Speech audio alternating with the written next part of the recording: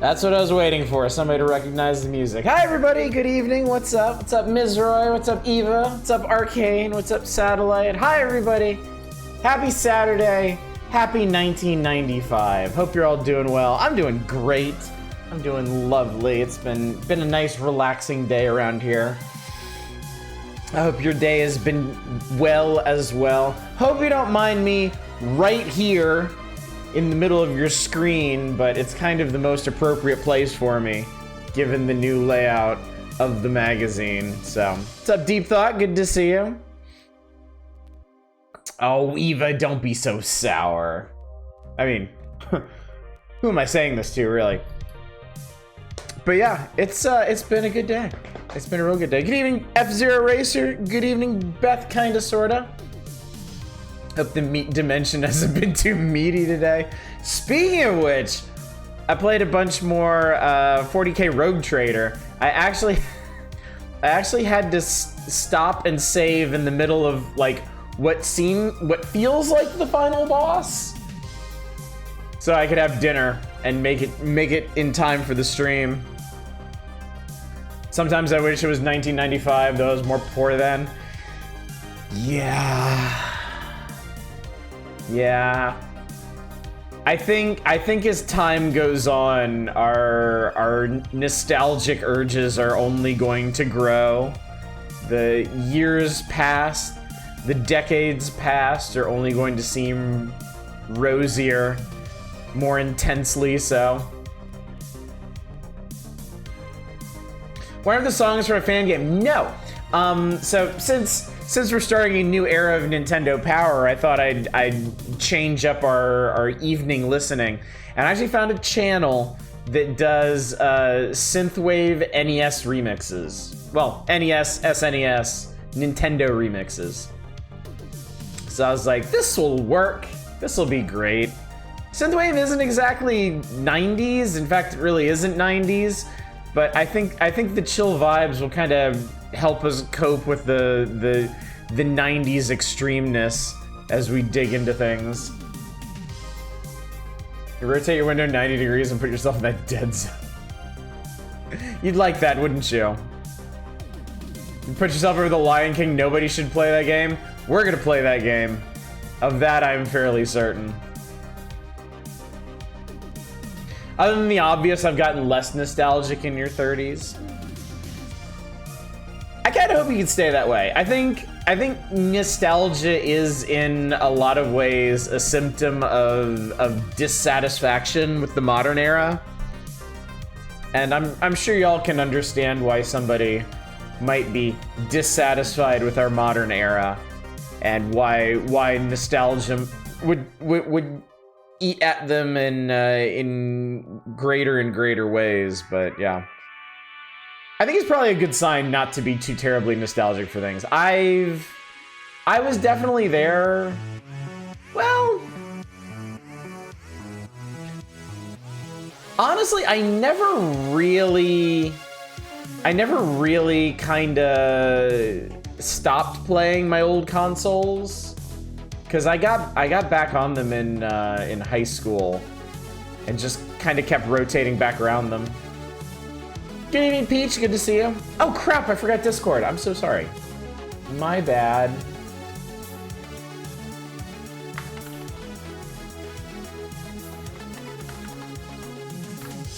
I don't know why I've been forgetting that lately.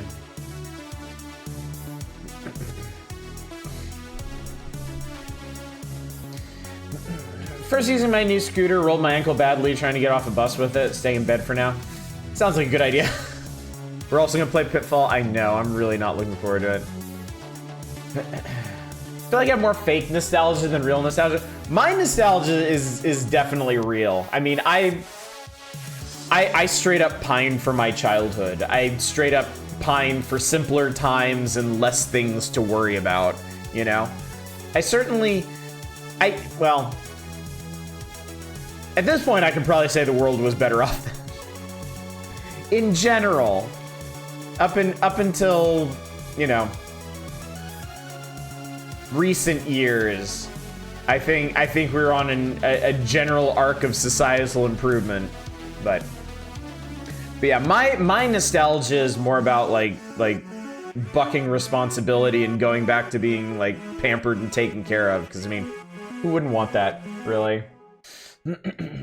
No, I'm glad you brought that up, Peach, because I don't mean to not post the announcement there. I feel really bad if I do forget it, because I know some people depend on that.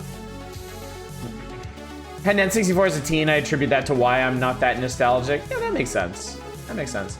Yeah, I think maybe a lot of my nostalgia comes from the fact that I never really stopped playing NES and SNES games. I returned to it in high school, I returned to it in college. I returned to it in my adulthood. I returned to it for streaming. So I've never actually tread that far from the games of my youth. Good evening, Captain Horatio Magellan Crunch. The Lion King is preferable to the Lion King. True enough. True enough. Good evening, Manic. Good to see you. Just had a bout of nostalgia remembering being a kid and liking it. Yeah. Nostalgia is liking the idea of liking things you used to like, which you might not actually still like today. See, I kept it simple. I just never stopped liking the things I liked as a kid. Well, that's not entirely true. There are some games that I've kind of turned on as I've gotten older. And outside of video games, with media, my tastes have definitely changed. Like, I'm not the kind of nostalgic that's gonna go back and binge a bunch of G.I. Joe or Transformers episodes. I know somebody in chat's been watching Transformers. No shade on you. Enjoy it for what it is. But yeah, that's not really me. My nostalgia on those fronts is more about the history of it. I like learning more about old media that I used to enjoy, like learning the behind the scenes, the production stories, the reasons for its rise and fall. But I don't actually have that much interest in consuming it again. Not like I do with video games. I mean, I honestly think if they just stopped making video games sometime in the 2000s, I would have been pretty content just like working my way through the NES and SNES and Game Boy libraries over and over and over again. Justin Brett, there you are. Is it nostalgia? Most of it is new to you. No. I think that's an important thing. I think nostalgia is very specifically a pining for something that you previously experienced, you know? If I went and watched a whole bunch of Voltron or Samurai Pizza Cats, I mean, there might be an element of nostalgia for the style of the time, but not for the show itself, because I didn't watch them when I was a kid, you know? You know, I can be nostalgic for G.I. Joe, because I watched a lot of G.I. Joe as a kid. I can't be so nostalgic for things that I didn't watch then, I think. Me, some of mine is like nostalgia for the parts of the late 80s, early 90s I was not actually old enough to enjoy. I was just reminiscing about PC 98 art again, but of course it's a mid-2000s era for you. Some of the throwback music styles in recent years have been called new nostalgia. I think that's where you're at usually. That makes sense, yeah. I think, well, I think like what we're listening to right now, like modern synthwave that seeks to emulate the vibe of a long gone era, but without actually like perfectly emulating the songs of the time. Yeah, I think that's kind of like new wave nostalgia.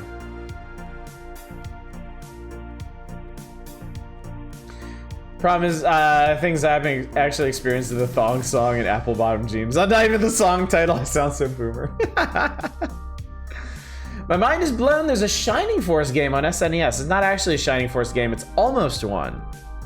With some of the same team members, and it plays more or less the same. It's called Feta Emblem of Justice. Interesting. Still don't get what the phrase apple bottom means. Who wants to cover this one? Who wants to educate our friend?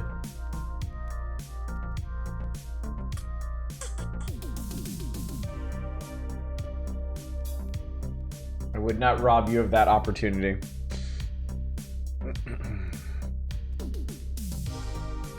Good evening, Dave. Is it a brand? If it's a brand, it became a brand after the term was coined. But yeah, butt reference. Little legs, whole lot of booty. Whole lot of booty. They got that junk in that trunk. Oh man, chat. Brand had to be after. I can't. It would be kind of weird to me if the term was coined off of a brand. I mean that happens, but it's vanishingly rare. Yeah, it'd be way too cheesy. Absolutely. But yeah. Anyway, chat. We stand here on the threshold of an entirely new era of Nintendo power. A new style, a new aesthetic, a new attitude, and a whole lot of games. Happy New Year! Oh my god! Happy New Year, Shadows! So fucking garish, I kind of love it. Yeah. Oh, we are going to immerse ourselves fully in the aesthetic of 1995. The attitude era of Nintendo. Good evening, 2-Hit. Scared.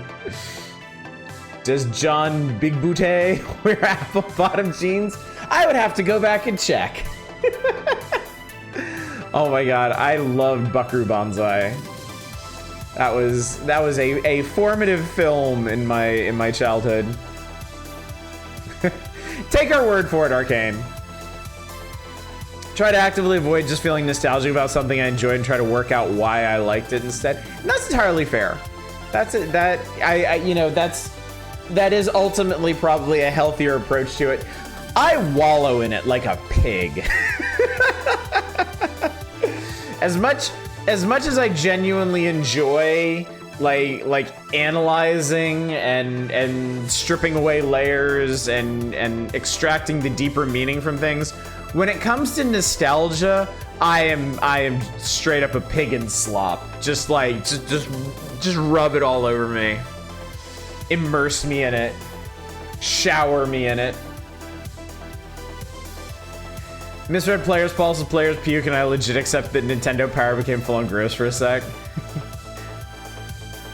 Still sad we never got a sequel for Buckaroo Banzai. I understand why we didn't. Still sad. I know. It'd be nice. Pokemon Mystery Dungeon Remix. Pokemon Mystery Dungeon Remix. Yeah, for those of you coming in late, I decided to change up the background music for 1995. For pretty much all of 93 and 94, we were listening to SNES soundtracks. And prior to that, we listened to NES soundtracks. But now that we're in a brand new era and a brand new aesthetic, I found a channel that does synthwave remixes of Nintendo games. So I think we're probably gonna stick with that. Agree, just wrap it up in a blanket. You're lucky I can't add quote. Actually, I changed it so you can. I'll remind y'all to please not abuse the bot. Please do not put in things that I didn't actually say, because I don't want to have to go in there and clean things up. But anyone can add quotes at this point. You know, I'll just take a moment and appreciate how utterly fucking weird Buckaroo Banzai is. It just hits the weirdest note any mote has ever hit. Indeed. Indeed. I completely agree. And that's one of the things that makes it so magical. Is that I can't fathom how you come up with an idea like that. I really, really can't. Like, once you start digging into the details, and like, it's nuts. And that's what makes it so much fun. Good evening, Zem. Good to see you. I am. Thanks for mentioning it. Kind of between the two approaches, I'll be nostalgic and cozy. Also try to figure out what I particularly like about those things so I can find modern stuff along those lines. That makes sense. That does make sense. Been playing an arcade full of cats and I got some great throwback tunes and levels. The cats have gone back in time, put cats in all your favorite arcade games.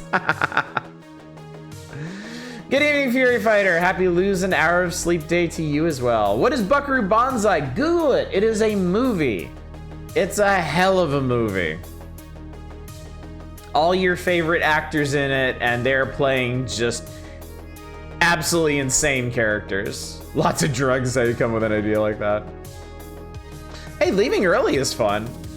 Can't complain about that. Really.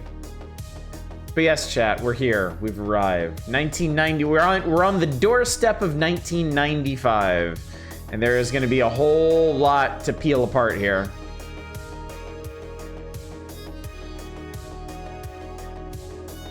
Yeah, I think in a lot of ways Buckaroo Banzai has aged really, really well, because it was poking fun at like huge franchises and in a way multiversal stuff before that was really a big thing. It's accepted canon that Buckaroo Banzai and Big Trouble in Little China take place in the same universe. I can accept that, yeah. John Lithgow is great in that movie. He's great in everything he's in, but he's particularly good in Buckaroo Banzai because you can tell how much fun he's having with that character. It's a hilarious character he's playing, and he just like he owns every scene he's in. It's so good. Although reportedly dismissed by many critics as strange and unintelligible at the time of its release, the film received positive reviews from 66% of 44 surveyed critics on Rotten Tomatoes. And it's even better than that, if I may be so bold. It is pulpy in all the best ways. If you like pulpy media, man, you really can't do much better than Buckaroo Banzai. Yeah, real cult classic, absolutely. It is Lithgow. Critics also hated Hudson Hawk, and they were wrong there too. I won't ever try to. Okay, I think Buckaroo Banzai is a great movie. I think it's extremely entertaining, great. I won't necessarily defend Hudson Hawk, but I love it to death. I think Hudson Hawk is endlessly entertaining, but in a different way than, well, actually in some similar ways as Buckaroo Banzai. Now that I think about it, it has that pulpy absurdity to it. You hated it so much. I'm not gonna argue with you. I'm not gonna tell you you're wrong. I respect that entirely. I'm on the exact opposite side of the aisle from you on that one. I was thinking of Last Action Hero's critics not understanding something. Makes sense. Yeah, Last Action Hero is a pretty clever movie. And it really seems like everybody went into that with like a surface level reading, wanting action, and well, I mean, it's there in the title, but kind of like all the idiots who brought their children to see Kindergarten Cop without actually bothering to check out what the movie was, like what it was about. Hudson Hawk reminds me of what happened to Bruce Willis. Makes you sad. Well, I mean, these time comes for everybody, you know, and it's a shame it came for Bruce Willis in such an aggressive way, but you know. Love the Zelda remix. I do too. I picked this background music based on just like the first two tracks, but it is slapping to an increasing degree as we go through it.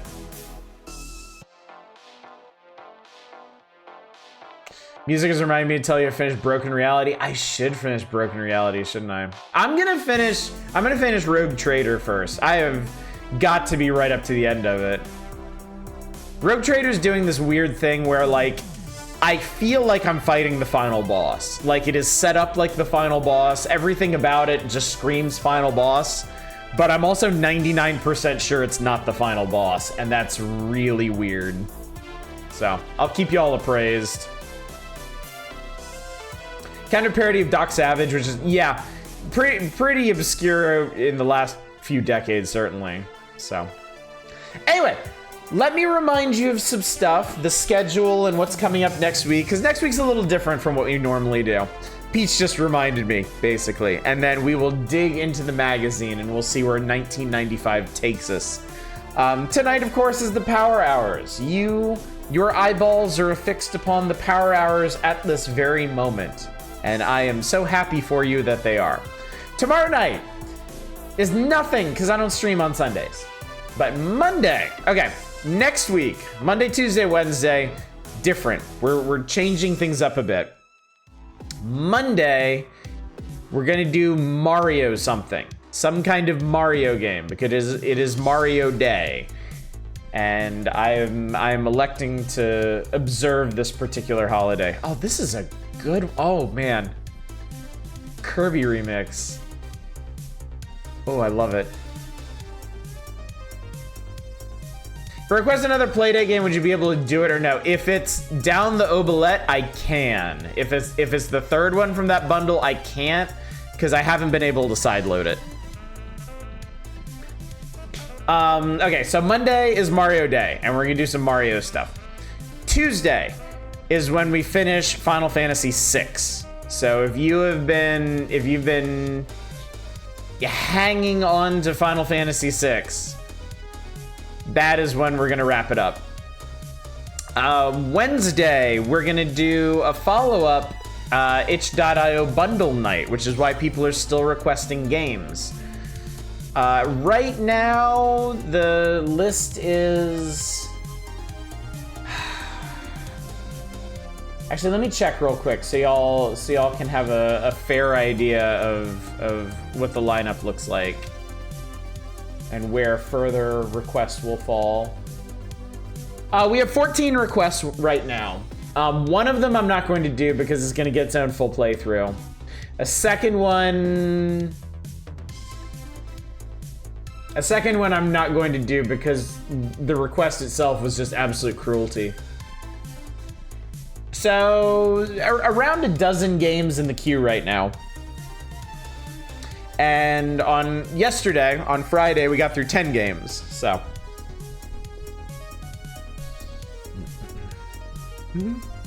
Also, Yoshi, calm down! Calm down! I will show you the cover when I am good and ready. All right? There's a proper order to these things. I have to finish the spiel before we go back to the magazine. You know this. You still have a chance that everyone hates a few of the games. True enough. But yes, that's the plan. Thursday and Saturday next week will be the Power Hours. Friday is going to be one of our regular features, either Weird Old Wheel, Curator Connect-A-Geddon, or Master System Odyssey. Which one? I can't say yet. But yeah, that's the plan, chat. So Monday, Mario. Tuesday, Final Fantasy VI. Wednesday, itch.io bundle games once more. And with that said, chat, we are here. We've arrived.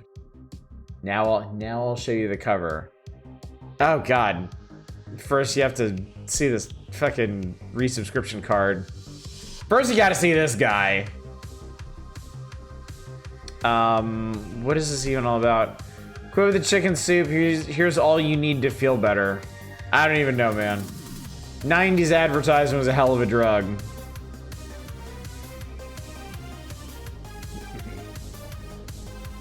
But here is the normal cover for the January 1995 issue.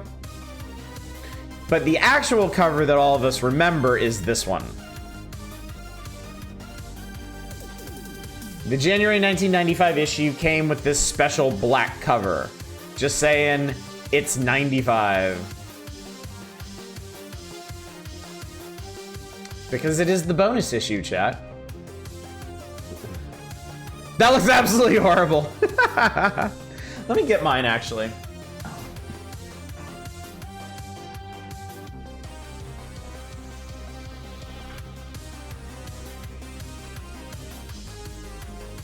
So one thing you can't get from the magazine scan, here we go, is that the cover is actually very glossy, and it's also textured.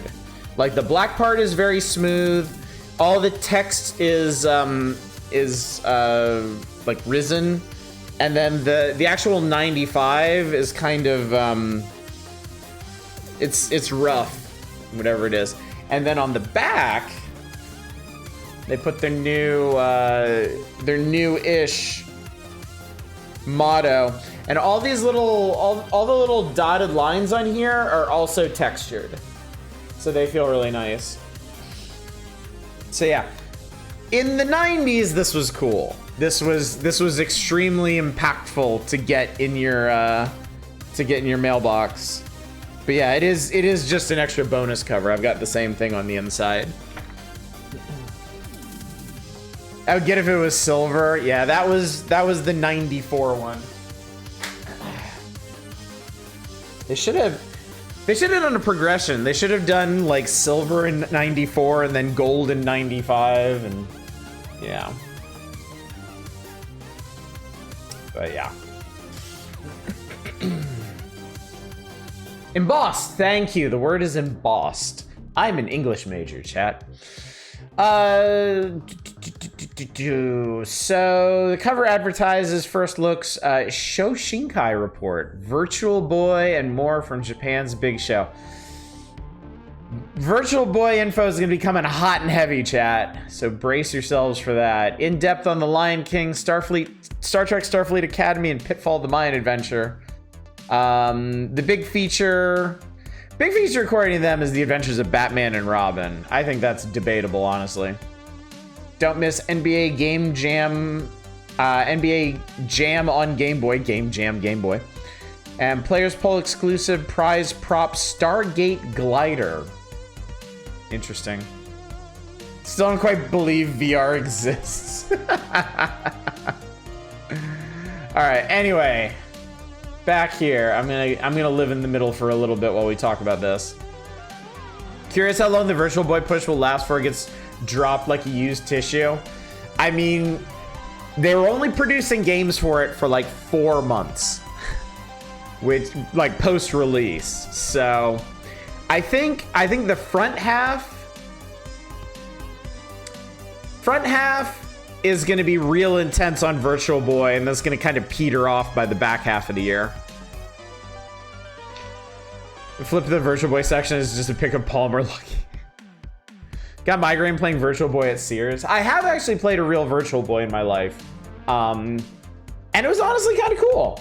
I was kind of impressed by it. So I mean, obviously it's too onerous to really be like a legit console contender, but as a historical curiosity, I thought it was pretty neat. So, all right, inside on the table of contents.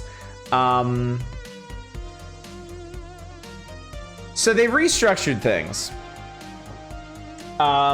In previous issues, you had the different game features split by system. SNES games, Game Boy games, NES games, generally in that order. Then you'd have whatever special features, and then you'd have the regular features. They've changed stuff up. They have added a whole new section to the magazine that they call Take Two Reviews. These are basically 2-page features on games that I guess Nintendo Power decided didn't rate a full feature. Okay, that was funny.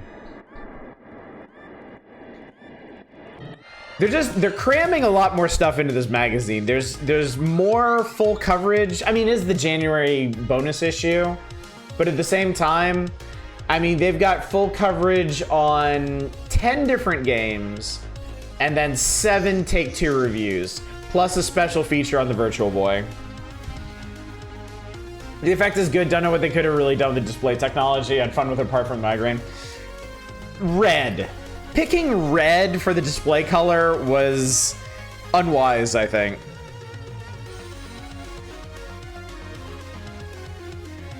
And then the every issue stuff hasn't really changed. Players Pulse is the letters section.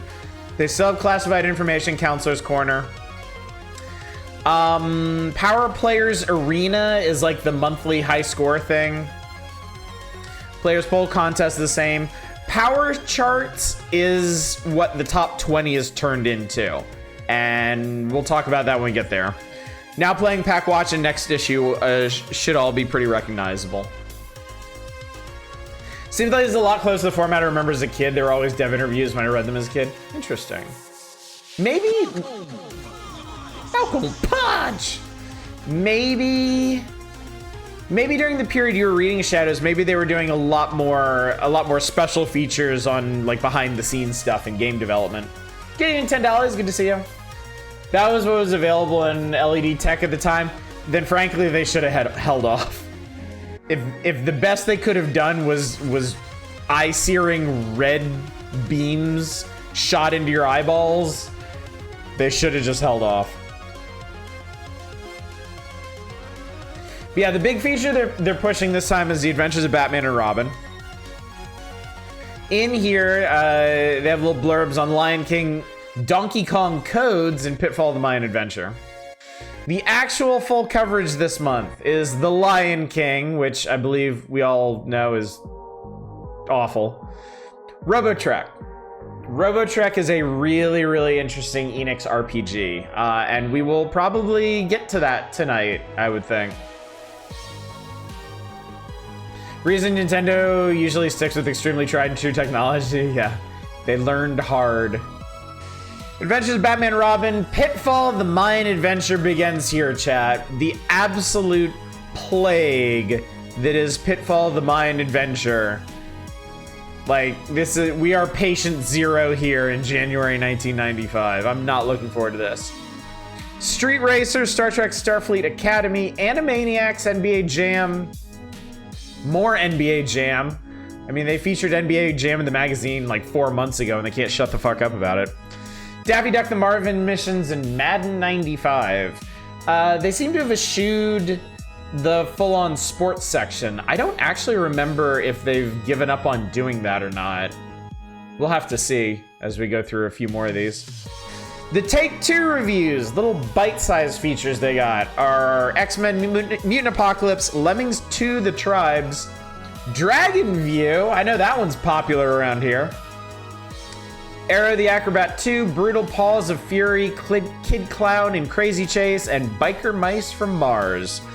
The special features on the Virtual Boy, and every issue's every issue. Got that for your birthday, I knew only pain. I remember someone brought their Virtual Boy to school, and man, was that thing just not portable. No. Remember a really cringe Randy Pitchford interview? Randy Pitchford, really?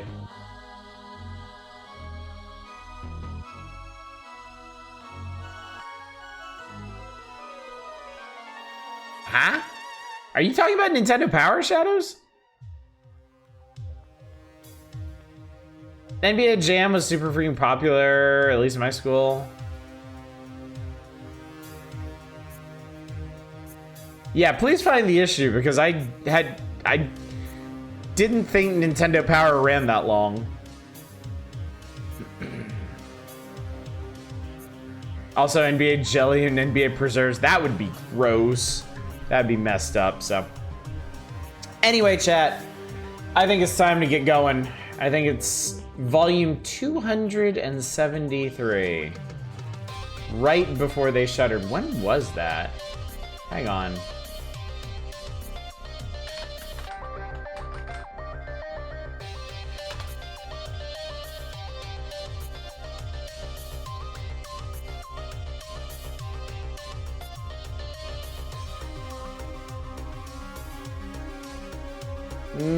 Okay.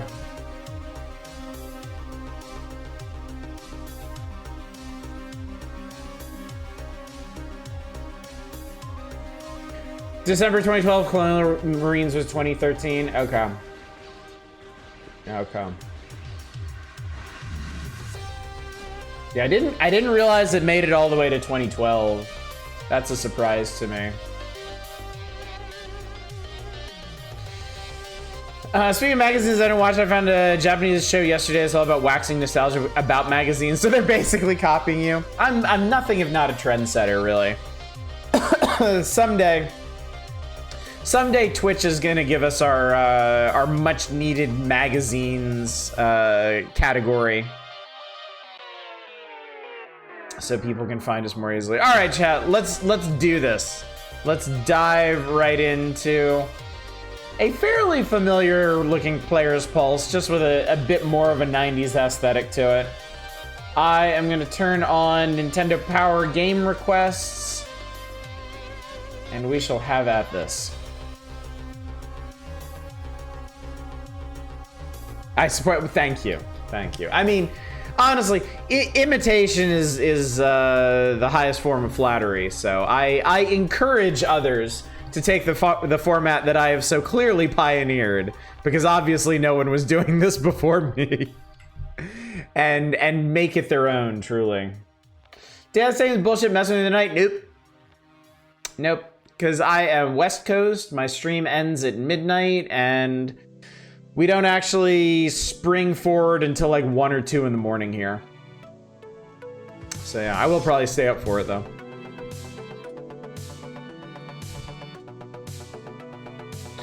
Still love the NBA Jam. The SNS port is kind of meh for moving so much of the music. You're truly the Ray Kroc of talking about magazines for content. Maybe I should franchise this.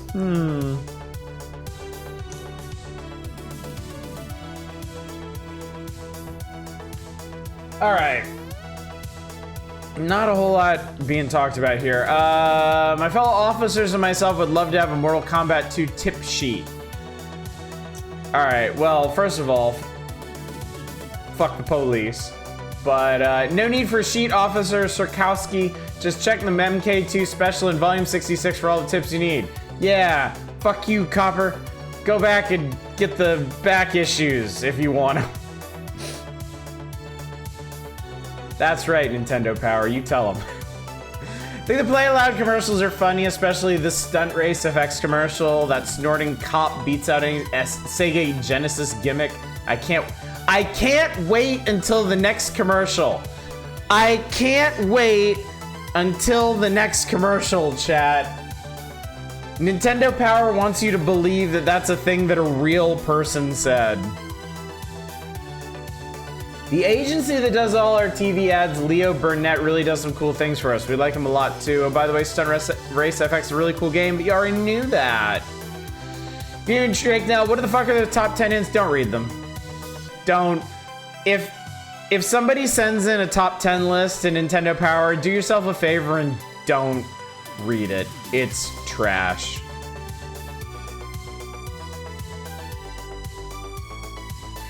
Replace commercial with direct. What's changed? Good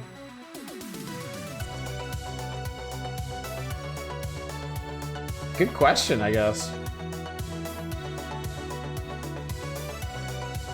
Nintendo Power, your career as the success of Runaway Freight Train. Why are you so popular?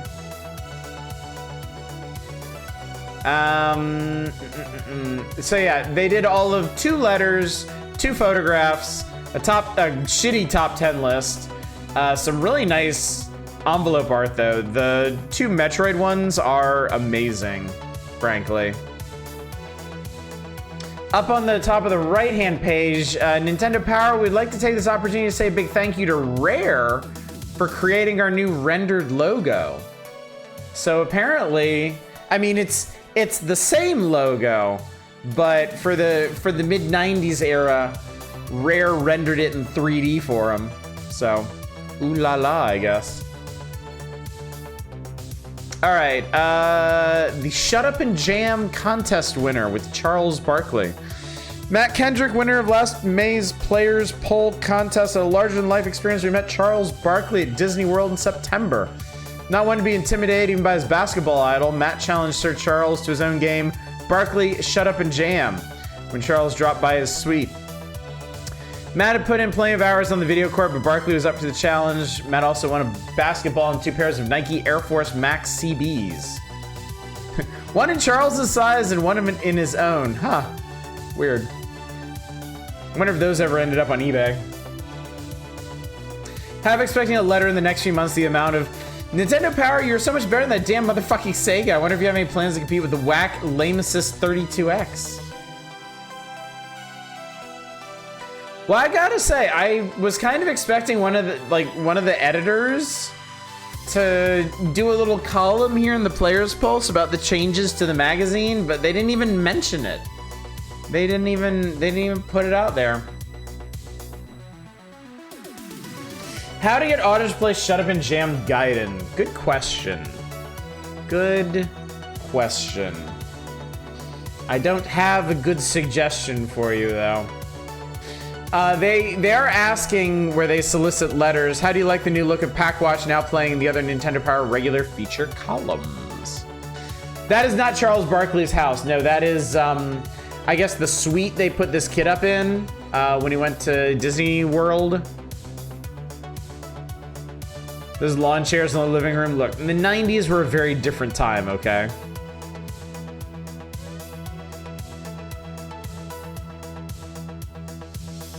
Have you all seen how Shut Up and Jam is released nowadays? Some company got the rights to the game, not Charles Barkley. They replaced Charles with a literal stock image of some random dude named Joe Hoops Shut Up and Jam. That's pretty funny. That is pretty funny. All right, anyway. Oh boy. Oh, wait. We gotta do one thing. I almost forgot. We gotta do one thing before we move on. As much as I would rather not.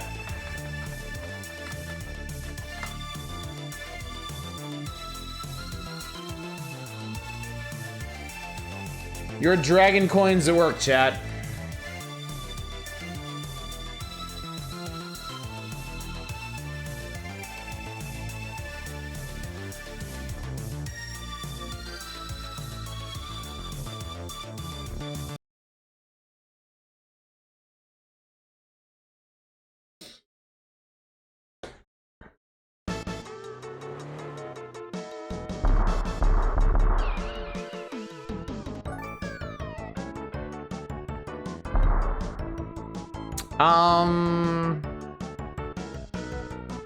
Did I do stunt tracks last time? I don't remember. Input your name. Bah.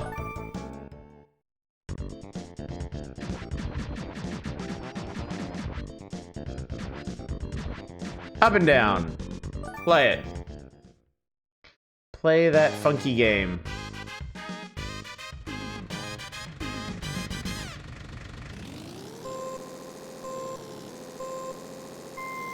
Meow. Get all the stars.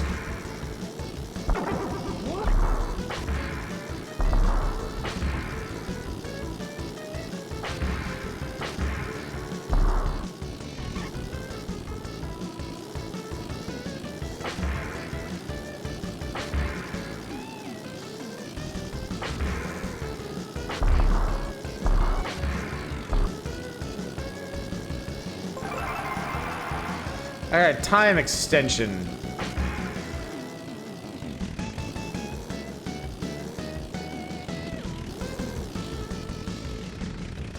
Oh my god, this thing handles like garbage. This thing's turning radius is ass.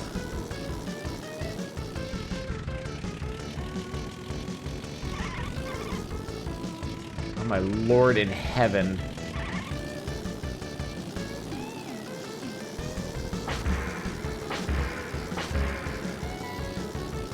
I know, shut the fuck up. Oh god damn it. I think we're screwed. Weep, weep, weep, weep, weep, weep, weep, weep, weep. Let's change the course. The hell are you talking about Undertale for? What's going on here? Wait, where'd this come from? Game Maker Community Night? Only problem is Undertale is also Game Maker games, so it'd be Charles Barkley versus Undertale.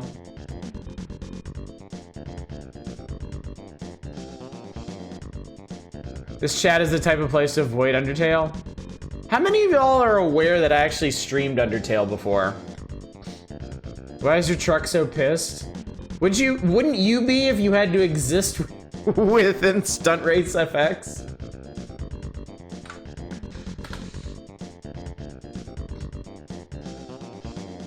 But yeah, I actually have a full playthrough of Undertale up on our YouTube channel. Watch so much Undertale, I can't remember I was here for it. Beard or no? Beard, probably. Beard, I think. Not sure. For some reason, I thought Shadow Game Jam Gaiden was Wolf RPG. Why?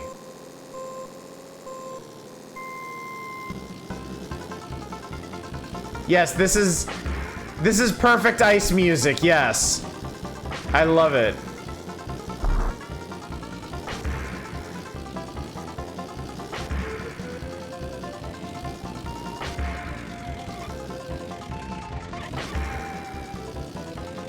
Also, one of my favorite things about how this game handles 3D is it can't occlude anything. It's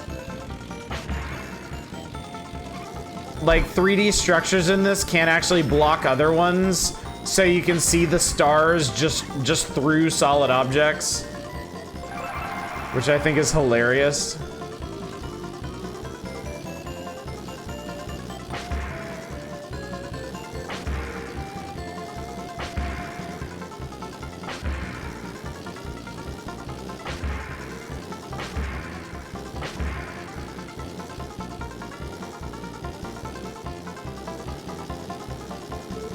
Oh, I'm down to like 10 seconds. This isn't gonna work.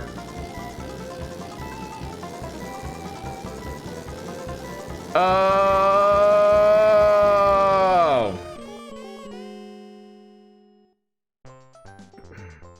This is RPG Maker 2003 originally, then got moved to Game Maker. Try that dumb thing. Also, when I was here and we had fun with it. You kind of remember it? I don't remember exactly when it was.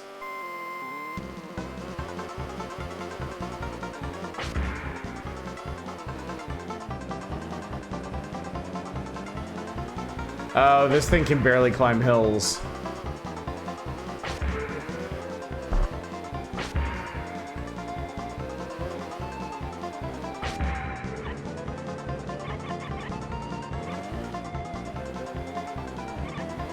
The story of Stunt Race FX is, look at these cool cars we got together that are just completely inappropriate for what we want you to do.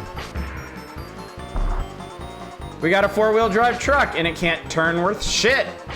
We got an F1 racer. It can't climb even the smallest inclines.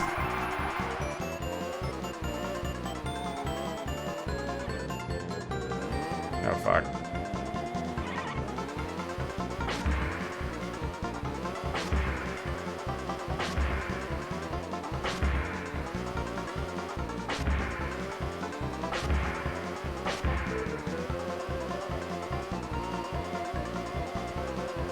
Does it help this all made of ice? Not really.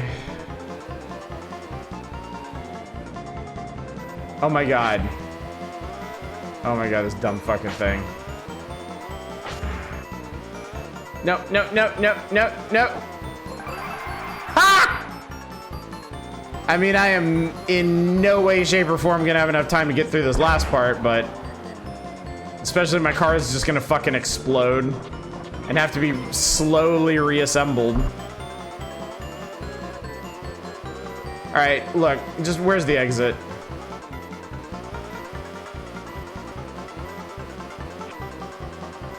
All right, never mind. Music giving you Banjo-Kazooie vibes. Good evening, Retro Spiso. Good to see you. Fell asleep as I was about to miss Power Hours Extreme. Well, it hasn't been too extreme yet. Just dipped into some good old Stunt Race FX for a minute. There's no exit in this purgatory. There is, it's called the power button. All right, now we can talk about The Lion King.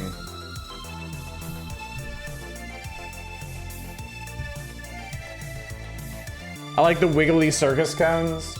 There are aspects of Stunt Race FX's aesthetic that I do enjoy.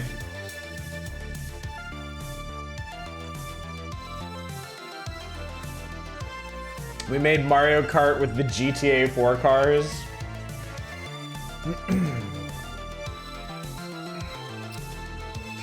Disney scored it big at the box office last summer with the soon-to-be classic Lion King. Now Simba roars to life on the Super NES in a beautifully animated action game that is a product of a collaboration between Virgin and Disney. The game follows the movie's storyline and will appeal to young players who may find it a difficult play. Virgin Super NES version of the Lion King, which is graphically superior to its Genesis version.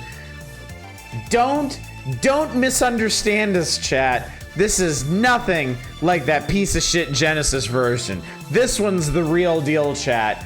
Don't even talk about the Genesis in my presence. We're only talking about the superior SNES version here. Okay? Okay? Do you understand? No Genesis. Take that word from your filthy mouth.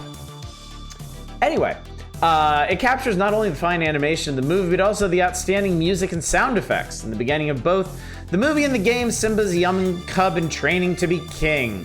As a cub, he frolics through pastoral levels with a less than fearsome roar and a cat-like pounce as his main forms of attack. He toys with butterflies, swings from the tails of hippos, and becomes the ball when monkeys play catch. As he grows up and learns through his experiences, he becomes a sleek, full-grown cat with a beastly roar and savage slash suited to the king of the jungle. He'll have to make full use of his natural instincts. Although he's born to rule, Simba must prove that he's worthy of the crown. The game has 3 difficulty levels, but very young or inexperienced players will be frustrated by even the easy level. Lion King, I want to see how much you suck ass at this.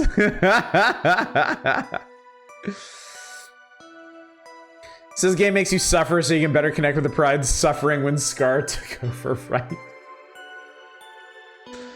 Royal training involves platforming and a live system. Roar, jump, roll, slash, throw, punch. Level 1 is the Pride Lands. It's a relatively easy stage where you can learn to roll, pounce, and use your roar. Don't pass up the 1-up or the bonus stage bug. Explore it thoroughly. Wait a minute, hang on, I just noticed. This is developed by Westwood? Developed by Westwood, published by Virgin, licensed from Disney? Do I have that right? Can't wait to be king! In stage 2, young Simba gets to interact with some of his jungle buddies, including giraffes, hippos, and monkeys. Although some of the jumps required tricky timing, the stage continues the light-hearted frolic that began in stage 1. There are no enemies to avoid, but you can become your own worst enemy by becoming impatient and landing in the water one too many times. Take it easy and look for patterns that give you clues about what you're supposed to do. To be fair, a game heavily featuring cats kind of fits a live system. Fuck this level, I never got past this. Yeah, this one's pretty infamous, right?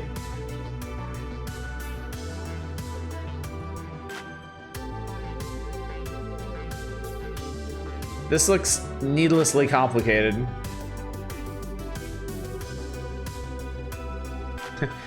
After you slide down the giraffe's neck, you'll land on an ostrich that will immediately take off running. Watch the right side of the screen. When an arrow appears, get ready to either jump over a hippo or duck to avoid a nest, depending on which direction the arrow is pointing. When you see a double arrow, you have to jump a second time in mid-flight to avoid hitting a nest in the tree. If you time it right, you'll land it back on the ostrich.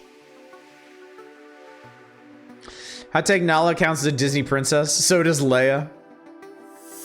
Game suffers hard from Raymond 1 syndrome, where it looks cute and cuddly, actually fucking despises you in the idea of fun.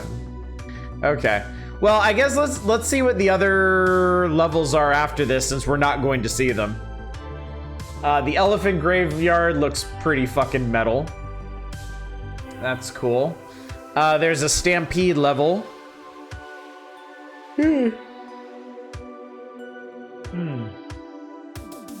Simba gets exiled, and there's a stage where he is sad. And then they just kind of hand wave him growing up, and then they're actually, chat, you can't see it here, but they will continue their coverage next month in The Lion King Part 2. So I guess Disney shelled out for a big 2-part feature on this one or something. Simba get exiled? I mean, Scar basically tells him to leave. Scar tells him to get the fuck out, and then when he's on his way, he sicks the hyenas on him.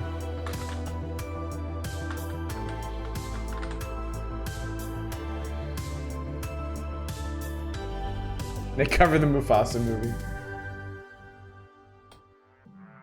You don't really get licensed games like this anymore. I guess it was ultimately like the ever ballooning budgets of games that prevented licensed shovelware. That, or it just moved on to phones.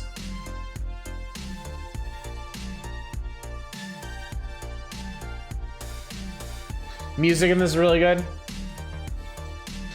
Another one of those games where neighbors asked me to help them get through the game, but I don't think I passed the second or third level. Second one by the sound of things.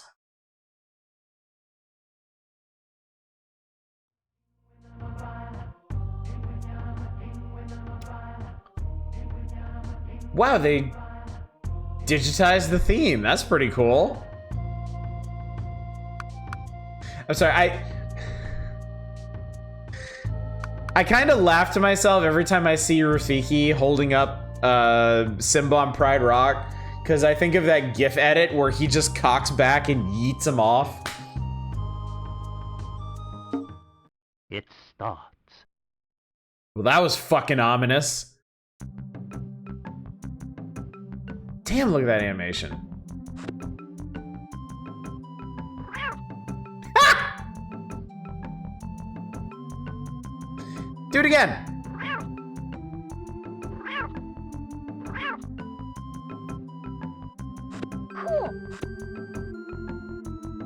Oh, yeah, the music is extremely good.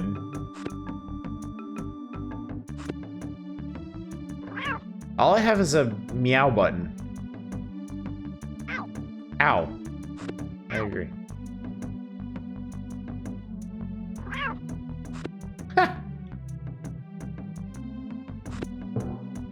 Oh, okay, I can squish things that aren't porcupines. Ow, fucker. Oh my god, those things explode.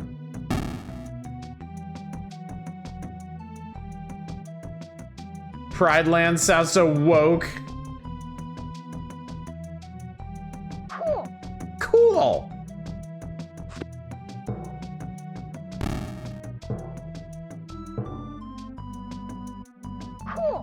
Cool. Who is the voice actor for young Simba? Holy shit.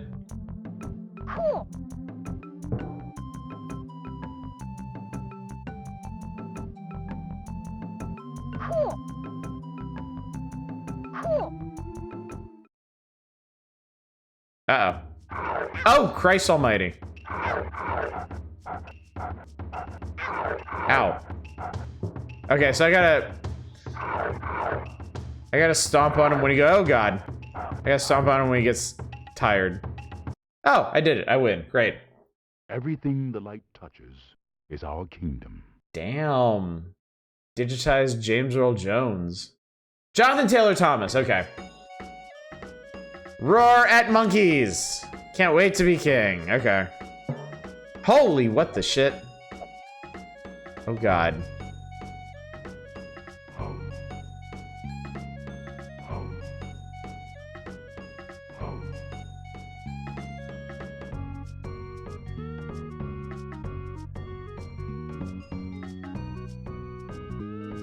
Oh god. Oh, okay. Oh, I think I have to get up there.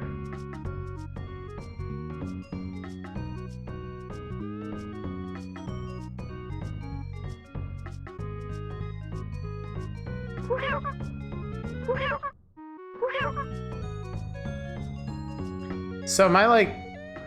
What the hell am I supposed to do here?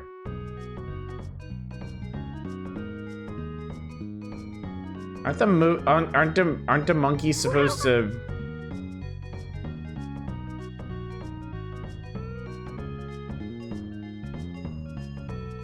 Fun fact, part of the song from the last level went on to become a Nala solo in the Lion King musical 2 years later. Gotta roar at all the monkeys, okay. I think just the pink ones. I don't think the other ones do anything. Holy... Aha! Okay, that's what I need to do.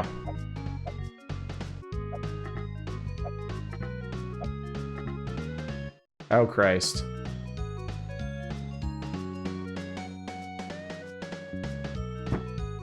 I'm sorry, what?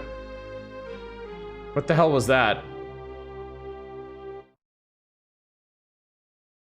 Like, I saw the arrow, but I didn't actually see the thing that killed me.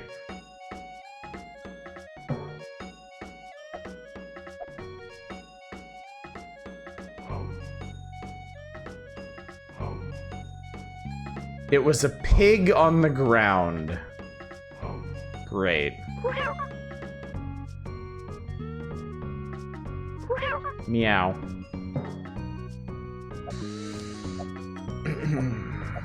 Pumbaa a traitor all along.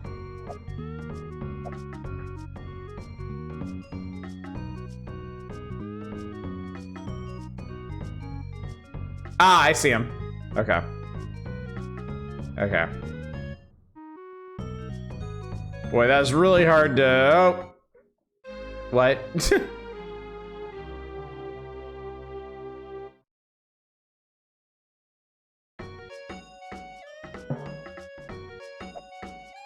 Why is it like this? Oh shit.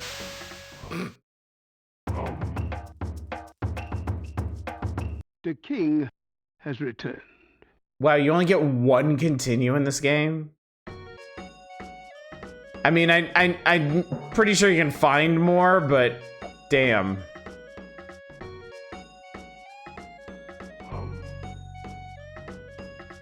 Because Lion King actually hates you.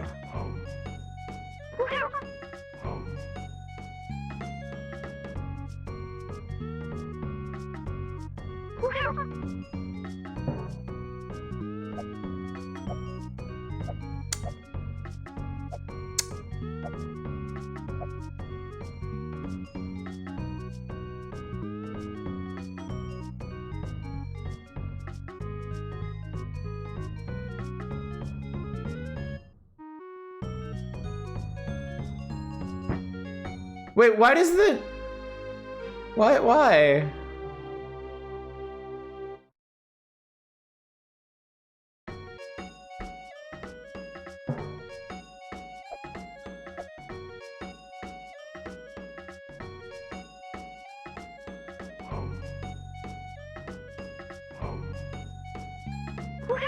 It's okay, we didn't need fun after all.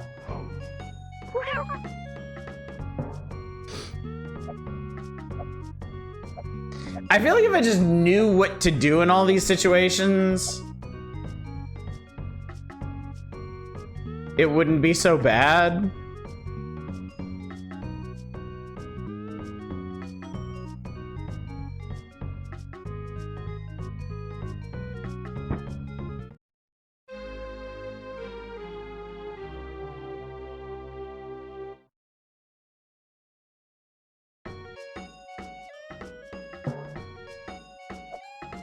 In any case, this level is evil and you're a good person. Well, thanks for that. I appreciate that.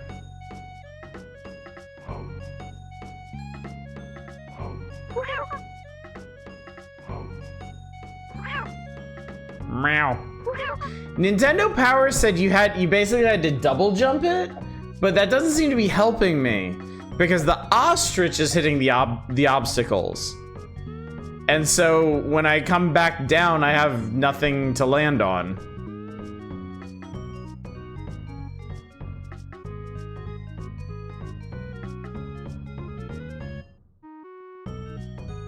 Oh, okay. I guess the timing on it is just insanely precise. Oh, now I hit a checkpoint. Perfect. Oh, God almighty. Ha!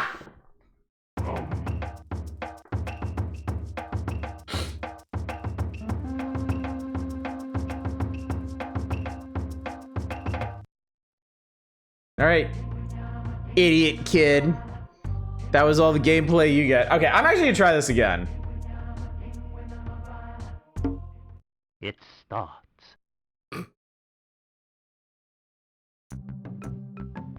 Let's see if I can just zoom through this part.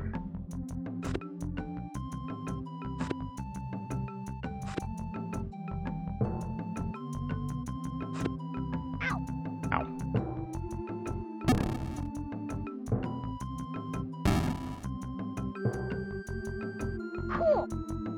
Cool.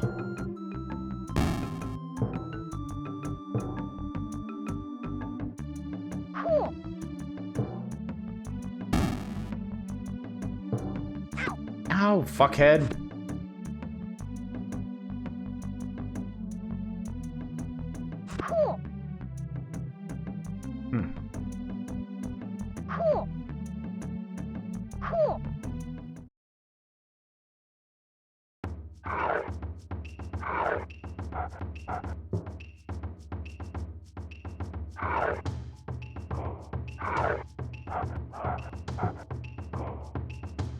Well, you only have to hit him twice. Everything the light touches is our kingdom. Gameplay is ass, at least the music and animation are top notch. Dark Days of the Lions, careless slaughter of the ecosystem starts in Timothus Herald. I'm guessing this is a bonus stage.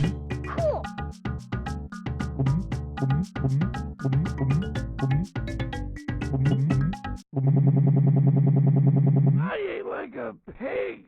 I ate like a pig.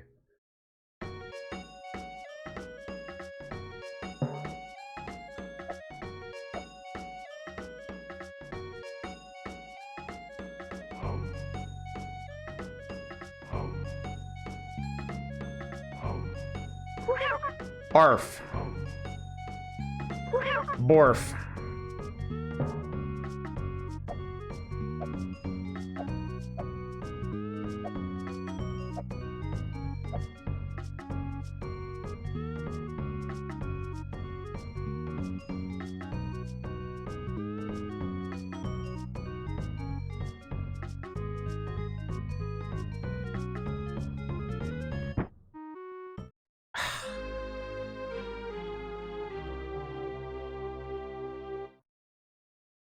It's that one jump. Like the margin for error on that one jump is so tight.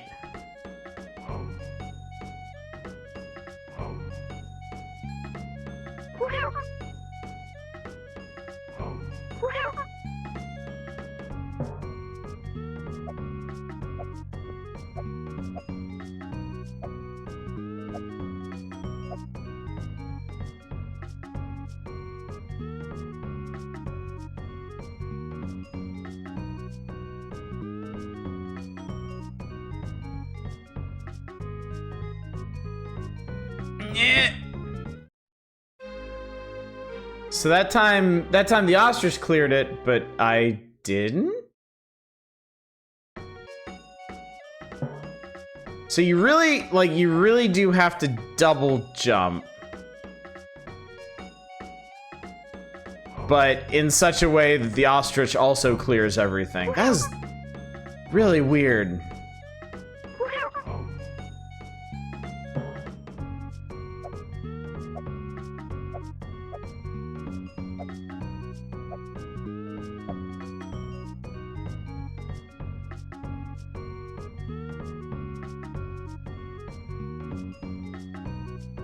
The children, they deserve nothing. I did it! Oh, fuck.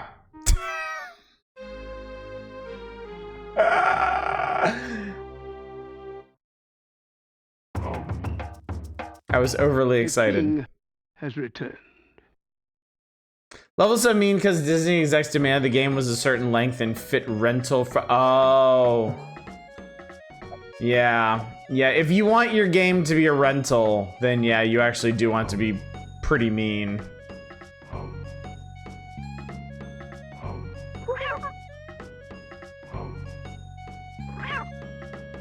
Alternatively, if you want your game to be fun and fondly remembered, you don't do shit like this. First level is easy because it's the level to be on the display cabs. Makes sense.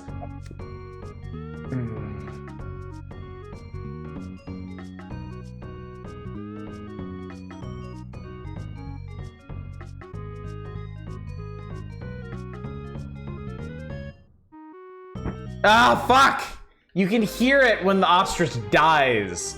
You can hear him smack into it.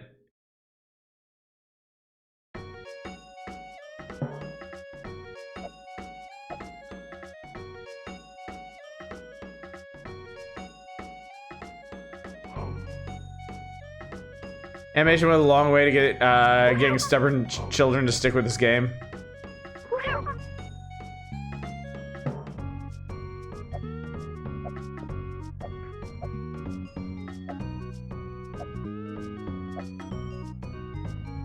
What confuses me is like this is the fun musical number stage.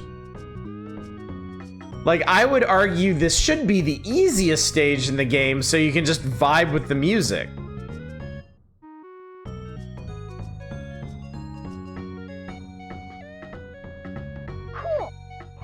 No fun, only suffering. Oh Christ, okay.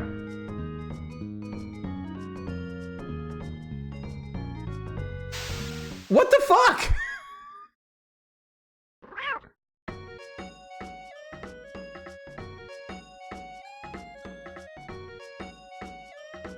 Oh!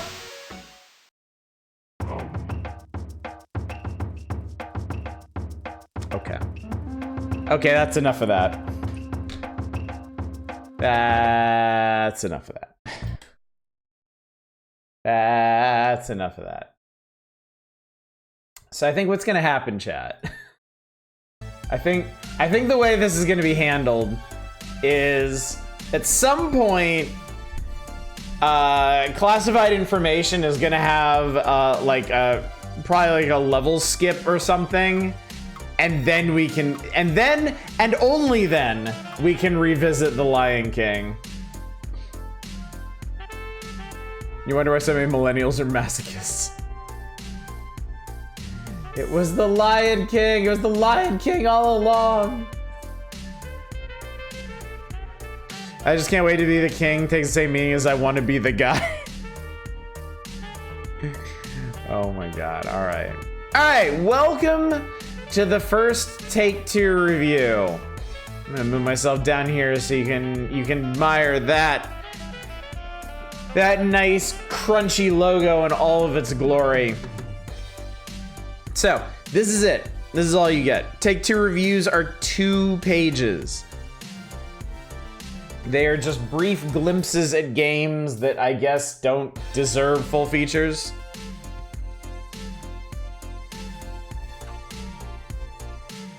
Oh god, Sigma spitting out X-Men. Welcome to Danger Island. The X-Men take on the bad guys once again in the latest Capcom adventure fighting game. In the tradition of other classics such as Final Fight, the X-Men battle their way through a multitude of enemies in order to defeat the big boss at the end of each stage and eventually win the game. Unlike Final Fight, this game does not have a 2-player mode. An odd oversight, that. Capcom has added flavor by including Street Fighter 2-like moves for each of the characters. 5 characters and 11 stages give this X-Man outing lasting appeal. Too oddish, my X-Men. This is what the Nintendo Power you remember was like. 1 or 2 actual previews and a couple mini previews for the games I didn't give a fuck about. Alright, they got Cyclops, Beast, Gambit, Psylocke, and Wolverine. You start in a Sentinel factory, which is pretty cool.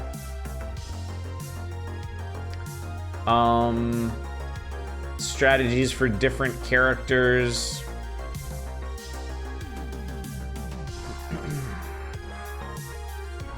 So they suggest Beast for mission 2, Psylocke for mission 3, Wolverine for mission 4, Cyclops for mission 5, Wolverine for mission 6, and your 2 favorite mutants in mission 7.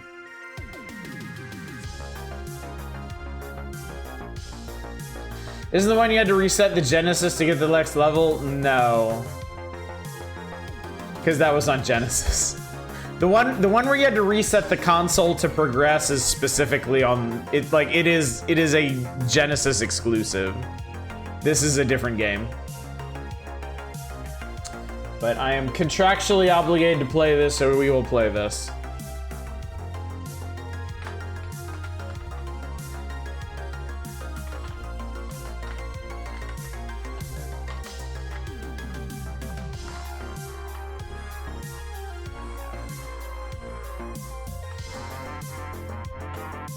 Yeah, let's format like that. Let's Beast's gonna do read people to death.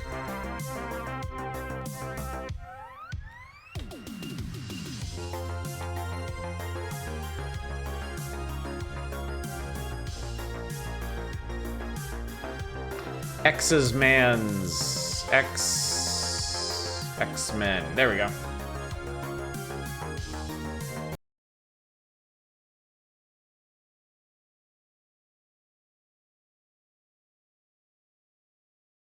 Reading the description of Psylocke, she can generate a psychic blade to inflict her enemies with damage.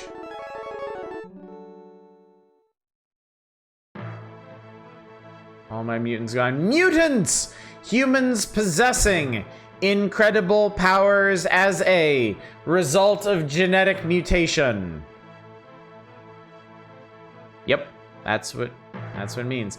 Persecuted by their fellow man for being different.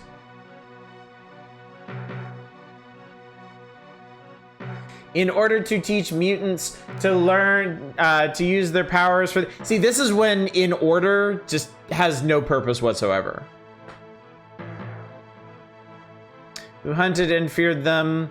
Professor Charles Xavier created the X-Men. His ultimate goal? To create a world where humans and mutants can live together in peace.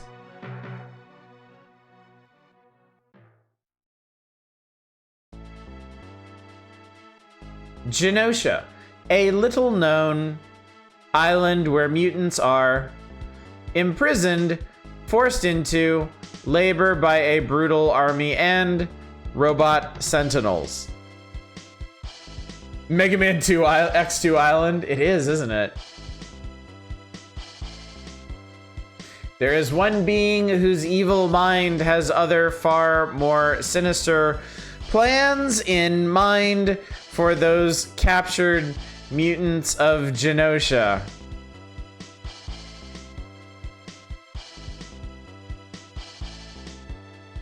The monster's energy knows Apocalypse! I love the gigantic A on his belt. I love it. X-Men!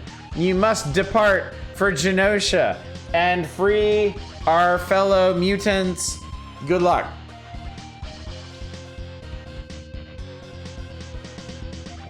Oh boy. Oh boy. Oh boy. That was a training mode. Neat. Mission mode. Mission start. Hear me, my X-Men. Your mission is to invade the island of Genosha and discern the... Oh, good, I can skip this. Discern the location of the captured mutants. You'll be able to obtain information regarding the Genoshan prison from their computer network, but beware, the way to the central computer is guarded heavily by both Genoshan guards and mutant hunting sentinels. By splitting up, we can more effectively disperse these enemy forces. Wolverine shall gain access into the Sentinel factory, ensuring that all Sentinels being manufactured are destroyed. Cyclops will intercept and destroy the Genoshan army train transport, thereby cutting off their supply lines. Psylocke shall strike at the main base, drawing the Genoshan's fire away from the others. Wow, she's the diversion. What the fuck? While Psylocke distracts the Genoshans, Gambit will attack the soldiers' harbor base. Finally, Beast shall gain entry to the central computer and extract all information on the whereabouts of the captured mutants. I mean, out of context, this sounds like a terrorist attack. Charles, we sound like terrorists. Have you ever thought about this for a second, buddy? Success of this mission rests with each of you and your incredible mutant powers. I'm gonna be boring and play Cyclops.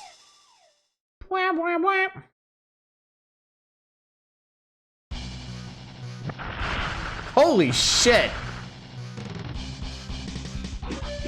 Punch, punch.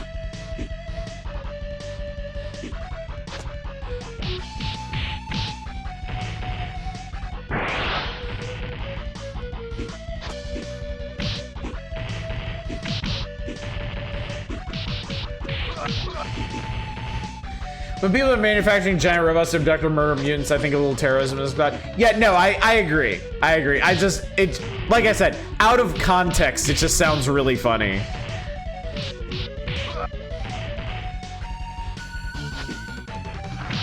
Like we straight up need to do a terrorism for the greater good. Sentinels were state sponsored, yes. Yeah, the music is very Mega Man X. Extremely Mega Man X. I see that up there. Oh, what the hell, man?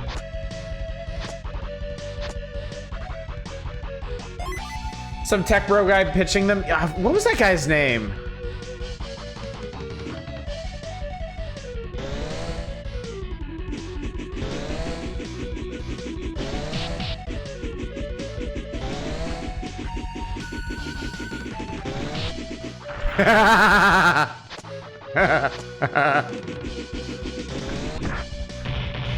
Bolivar Trask. There we go.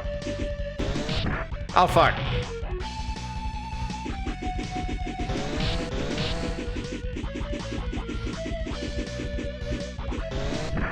Fuck.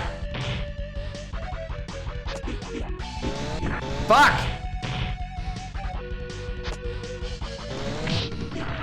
Ah! You'll never guess it literally is one of the Mega Man X composers. Imagine that. Cyclops doesn't know what the fuck he's doing. Get in there. We're a group of...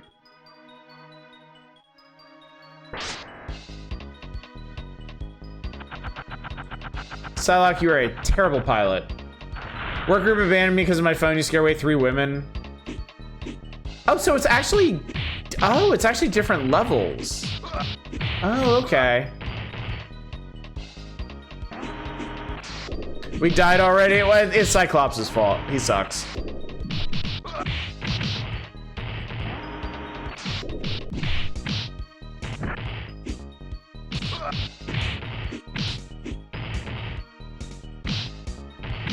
Holy shit! How the hell did she do that? Stop punching Cyclops. Psylocke. Other Psy person.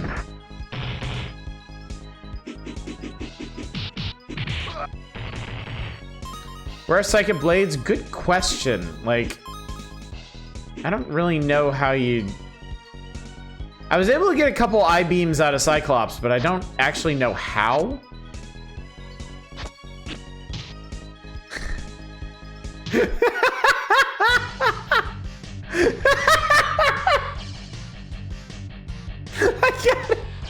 I gotta do that again.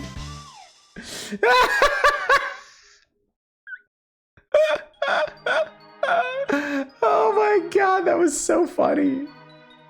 I didn't know what I was jumping on. There was the foreground elements, there were the background elements. I did not understand what I was stepping on. Also, is it just me or does she have a tiny head? Defeat. Like both her biceps and her breasts are bigger than her head.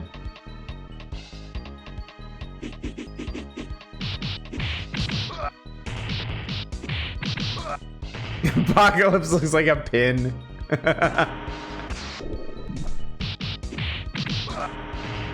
Yeah, how do you do?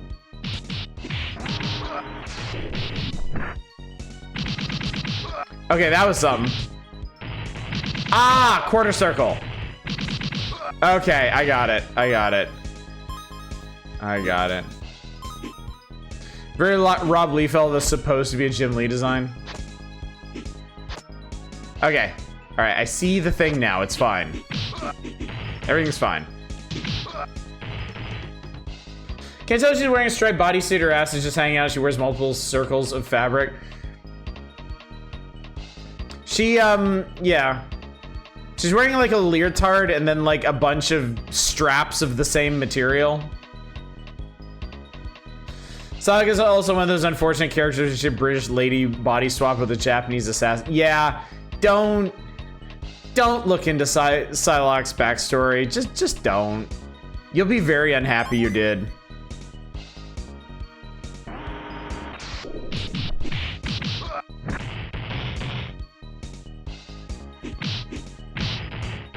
Like this, the original idea for Psylocke was such a bad idea.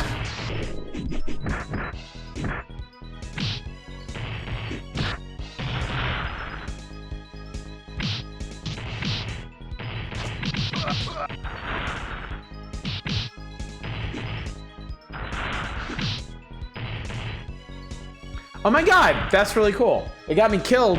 But she does have a dragon punch too. Like dragon punch motion makes her do like a rising knee thing.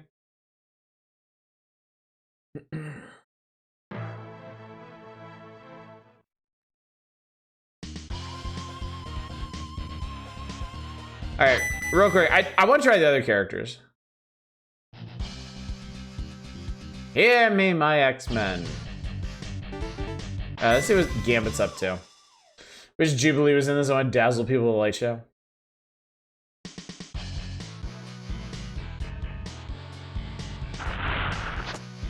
How do you not notice a glowing playing card? I'm sorry. That's just dumb.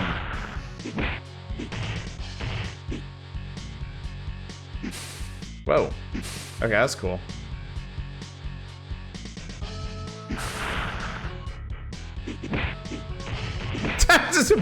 I'm gonna sit up here and poke these guys in the face.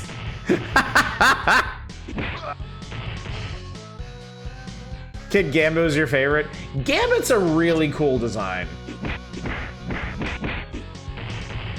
Gambit is a truly excellent piece of costume design.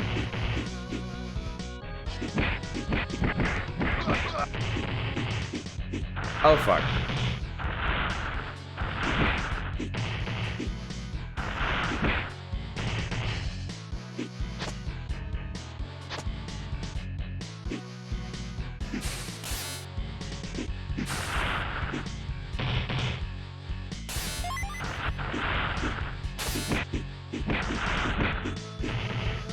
I like Gambit and Deadpool and Wolverine.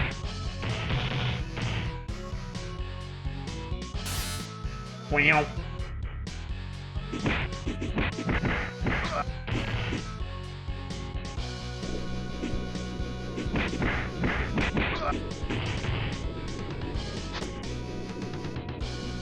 Oh. Oh, we gotta go this way. Okay. Oh, fuck. That was a straight up aerial mine. There we go. Yeah, his quarter circle is a spread of cards. Pretty cool.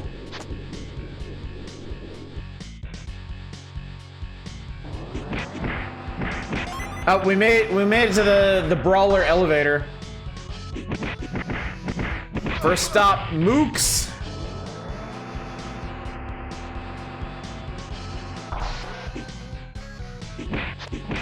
Floor 2, more Mooks.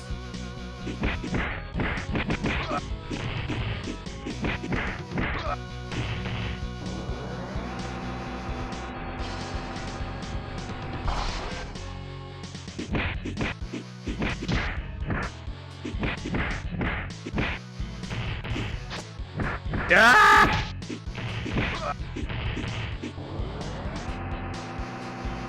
Doesn't he glow up his pole too? If he does, I don't know how to do that particular move.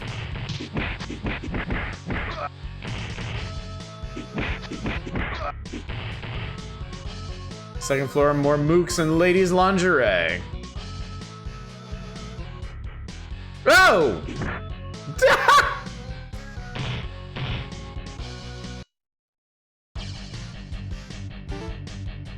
So this game seems pretty hard. Like, health seems hard to come by, and enemies do a lot of damage. Look how tiny his head is!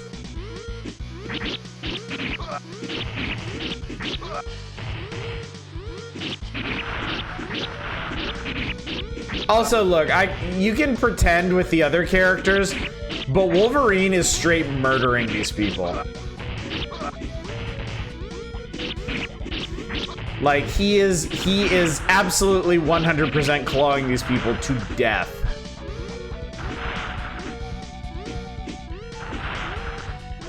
Dyed your hair like Rogue in middle school? Oh, nice.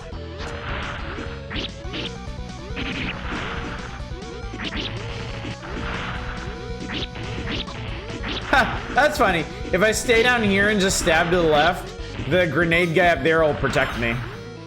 That's very nice of him.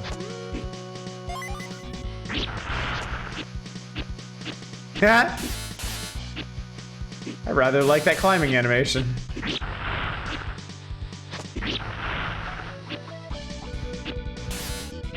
Roguelike. Nope. Yaha.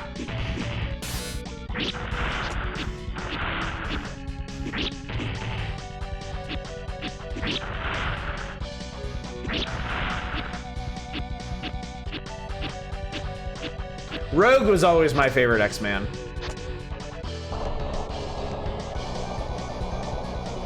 Oh shit. Okay, these are just straight up Mega Man X sound effects. Like, they're not even trying to hide it. And I suppose in a sense, why would they? Colossus for you.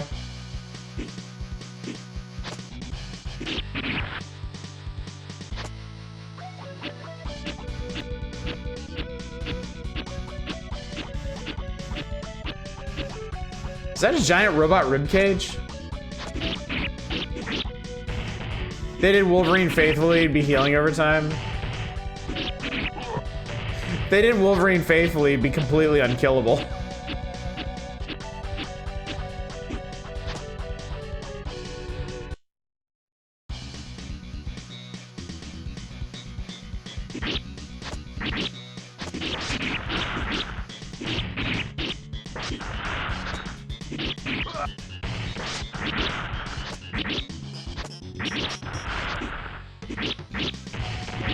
Ow.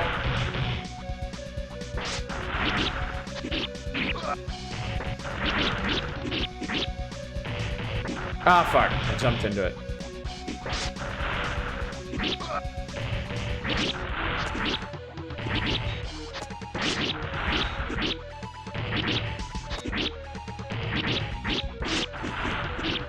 Ah, so many mooks! I'm getting mooked! They're over mooking it!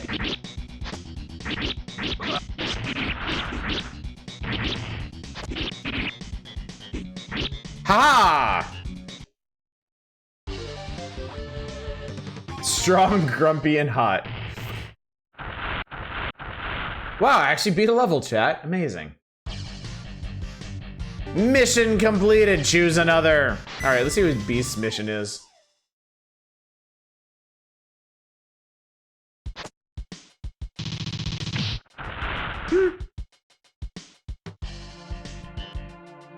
I mean, that's pretty cool. Like, straight up, that's pretty cool. Beast mission should be a hacking minigame. He's got the Mike Haggard, like, dick uppercut. Like, no genitals are safe from him.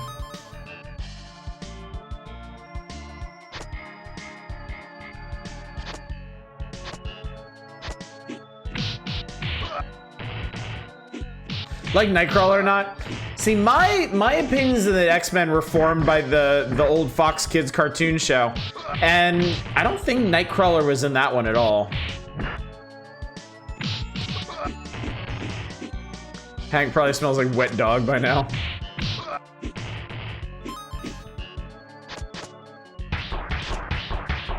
I can't get over that sound effect. And now I'm uppercutting down. Oh, fuck, ow. He wasn't main cast, we got a current episode or two. I don't remember that at all. Ow. I do remember, Morph was a weird addition to that too.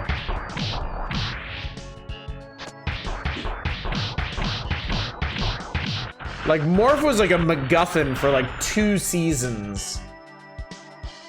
Poor guy. Shloop, shloop, shloop, shloop, shloop. Got more into Nightcrawler and the more teenage. Yeah, X-Men Evolution, right? I know Nightcrawler is a major feature of that version.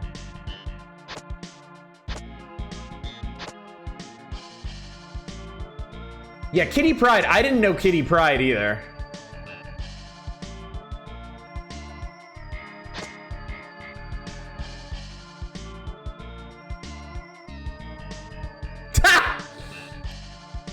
What an ignoble ass end to Beast. All right, well, anyway. Anyway. We have taken 2. And it has been reviewed.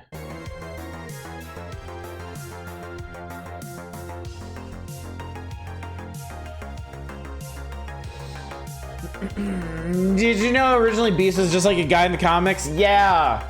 Yeah, just basically like a dude with thing proportions. Yeah, the original X-Men lineup was Cyclops, Jean, Iceman, Beast, and fuck, who was the 5th? Angel. Thank you. I always forget Angel. Angel was in the cartoon, but like for a minute, and then they turned him into Archangel.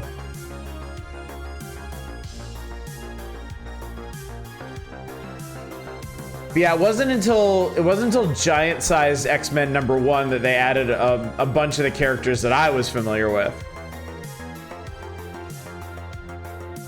Angel different from Archangel, same person. In the cartoon, Apocalypse turned Angel into Archangel. He had some machine that made mutants metallic and angry. I don't even remember how exactly that worked.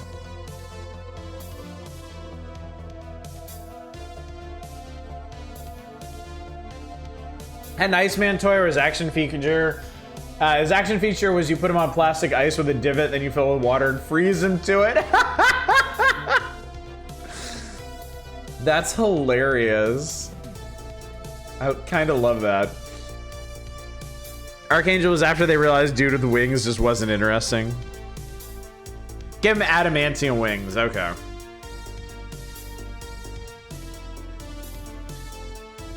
Yeah, the main cast in the cartoon was Cyclops, Jean, Wolverine, Rogue, Gambit, Storm, Jubilee, and Beast, right? I think that was the core cast, and then they would bring other people in for like an episode or 2, or sometimes longer, depending.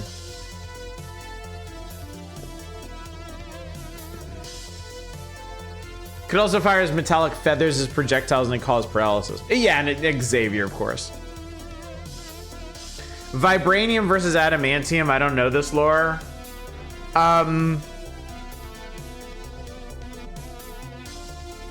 I think adamantium is like... Adamantium's like a super metal. That's... I don't remember if it's like an artificial alloy or if it's mined or what. but it's the more common of the two. Vibranium is like from space. Like vibranium is from a meteor that hit the planet like 1 billion years ago. It only comes from Wakanda, and it is like the strongest material in all of existence. Yeah, something like that. So the really, really special shit gets made out of vibranium, and then everything else is adamantium. Adamantium's big deal is unbreakable. Vibranium's deal is that, oh yeah, vibranium's deal is that it absorbs and redirects energy. That's right.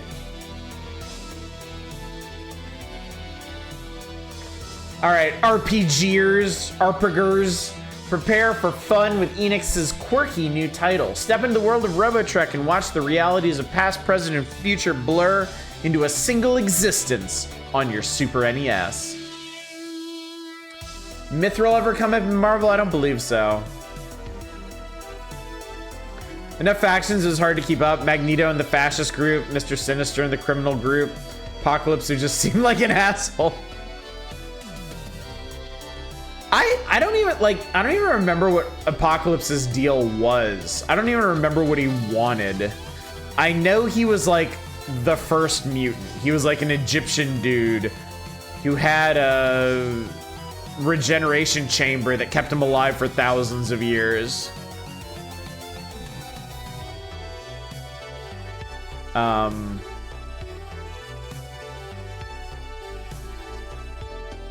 I remember Mr. Sinister was just creepy and weird. I was never quite sure what his deal.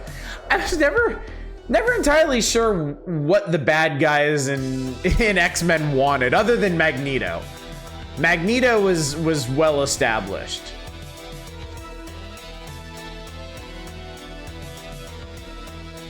I don't know anything about this game, so I just assume it's the bleak future part of Chrono Trigger. Nothing of the sort, Peach. This one will be pretty interesting. Burn the world. All right, they say this is an RPG for all. I would dispute that, but we'll talk more about that. Even if you've never tried or liked an RPG, you'll have a blast playing Enix's latest title. It's an RPG that's lighter fare than most, yet it has all the strategic twists and turns that make the genre so engrossing. And although Robotrek's screen text is so roughly translated from the Japanese, it makes absolutely no sense in places. It's an engaging game nevertheless. Nintendo Power doesn't usually take it upon themselves to fucking slam the translations. Like, not even in SNK games. As it opens, a famous inventor's son is returning to his hometown, hoping to learn some of his father's secrets and follow in his famed footsteps. But tutoring is not to be, for soon after the boy's arrival, the inventor is called away on urgent business, leaving his son some books to read in his absence. The young inventor to be starts by studying some manuals that explain the attributes of robots. Using his father's invention machine, the boy begins experiments with the robots that will lead him to places far beyond any that he has ever imagined. Surprised Harmony Gold didn't sue for the name.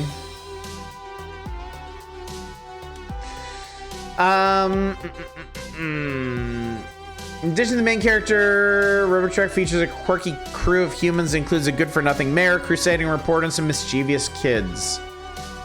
So yeah, your dad in this game is named Dr. Akihabara.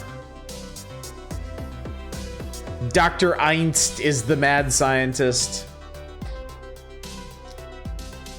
Yeah, the planet is called Quintinix. There is a whole 10 locations on it. This is called Slapstick in Japan. It's not a super serious game. It's funny because it feels like they kind of tried to post, like, look at this. Look at the key art they came up with for this. Like, they were definitely trying to sell it as a more serious game than it is. All right, basic robotics. Read the big red book on the table in your house in Rococo to find out about robots, their parameters, and their traits. The invention machine, so here's the deal with this one.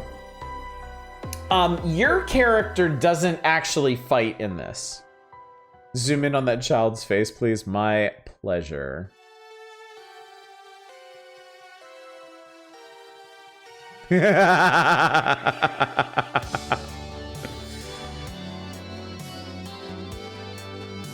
All right, so you don't actually fight in this game. You build robots, and they are your party members. And you build them out of components that you find, and you put them together in different ways. You program them. Is that a smirk or their cheekbones? I think it's a printing error, frankly. I think he's got like stoic hero face going on.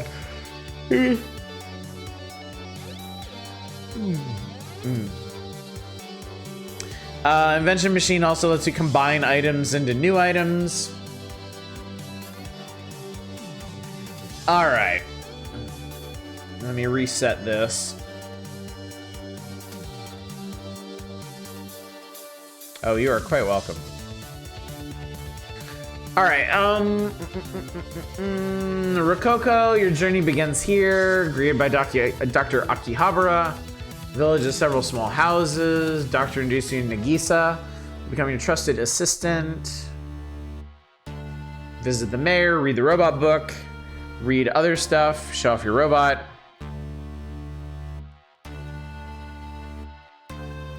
I mean, look at this fucking dude right here. Explore the cave. There's a crisis in Rococo. When you return to town after showing off your robot, you find that several children have disappeared. They're last seen playing near the cave. The mayor decides to send Dr. Einst to find them. You'd better follow.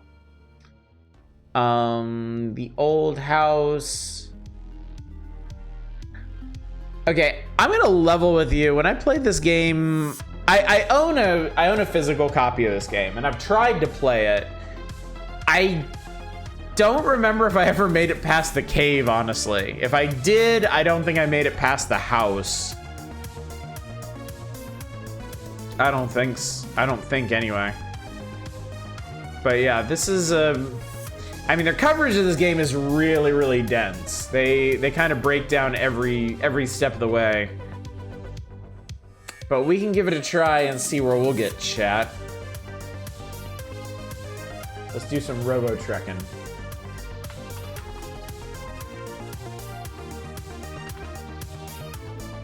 Not good or just boring? I had trouble with the combat in this one. I had trouble grasping like the best way to put together robots and how to use them effectively.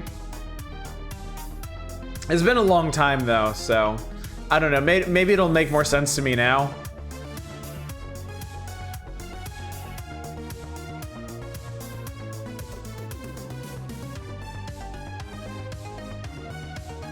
I really just want to sit here and jam to that song, but we got games to play, chat. Enix games.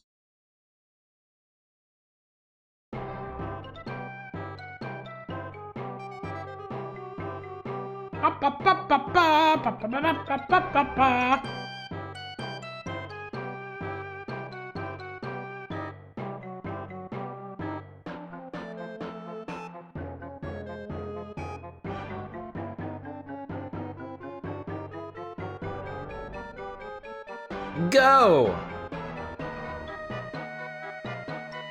Wah! Yeah, it's meant to be a goofy game. Space! Actually, I'm gonna skip this because we might get this intro when I actually start the game. I'm not sure. Start game.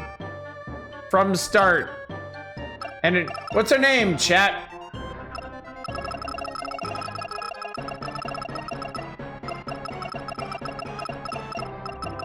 Seven characters. An odd number of characters.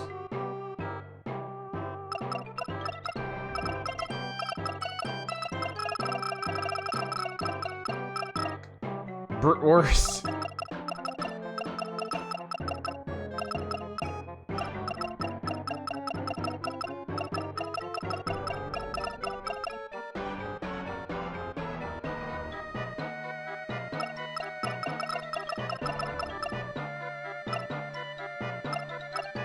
Bratwurst. Bratwurst with no vowels.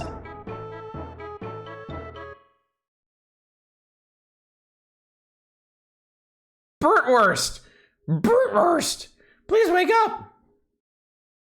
Oh, so we don't actually get that attract mode intro. So you don't want to. In that case.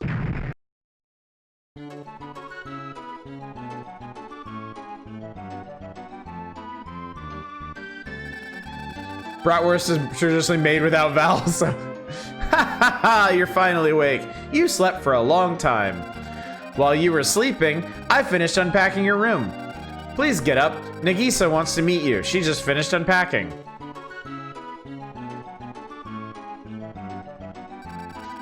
Are you going to talk to the mayor today? Hurry before it gets dark. Kurogane, meow, meow. Kurogane? Connect! Welcome to Quintet Network.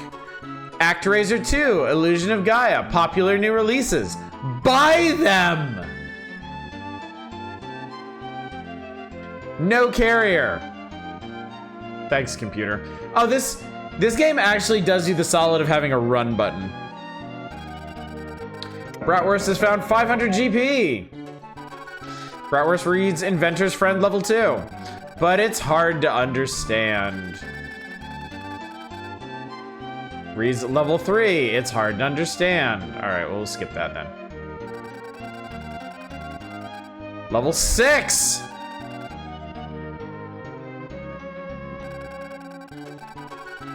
Level 5. 4.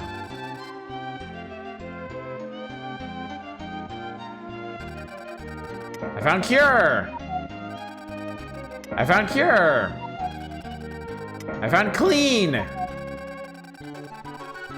Level 18. Jesus God. All right, I'm sure Inventor's Friend level 1 will be conspicuous. Good morning, Bratwurst. You look tired from moving. At least everything's unpacked now. Today you should pay respects to the mayor. He's in the big building. It is located from here right now. When you're through, come straight back here. Don't wander around. Bratwurst, quit stalling. Go and see the mayor. Jesus, fine, Mom.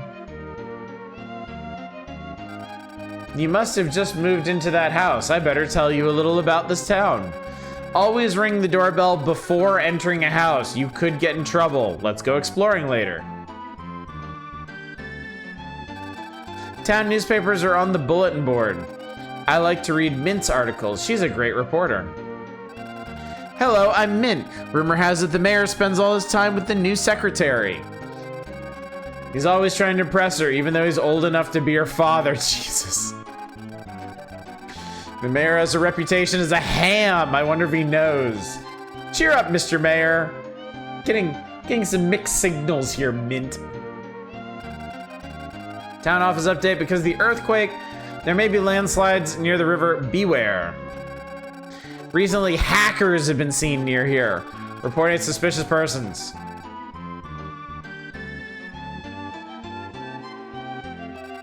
To walk faster, press one of the buttons on the control pad.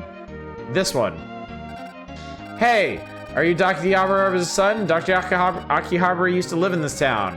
When his invention failed, it really caused a stir. Then he moved to a place outside of town. Okay. Well, 3 a.m. time to end the stream. Womp womp. Meeting the mayor, he's in the room all the way in the back. Also, I think it's really cute when you want to, like, when you press to examine something, you bring out a magnifying glass.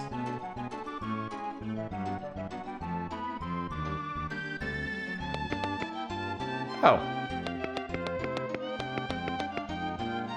There's stair ascending sounds. Well, I guess that's Dr. Einst, huh? Everybody looks pissed off.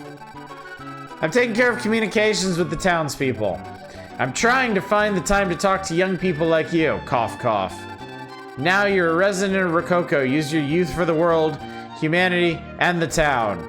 This man here, Dr. Einst, is a famous inventor. Rumors of hackers continue, so he's come to help out. I hope you grow up to be as great as Dr. Einst, ha ha ha. Mayor's a busy man. If you want to talk to him, keep it short. Yes. I'm the greatest inventor in the world. Dr. Einst, at your service. You're an inventor too? Our age and interests are so different, we can't even talk. You want me to teach you? That's pointless. There's nothing I can teach a kid like you. So, he's a giant asshole. I found the old album in the drawer.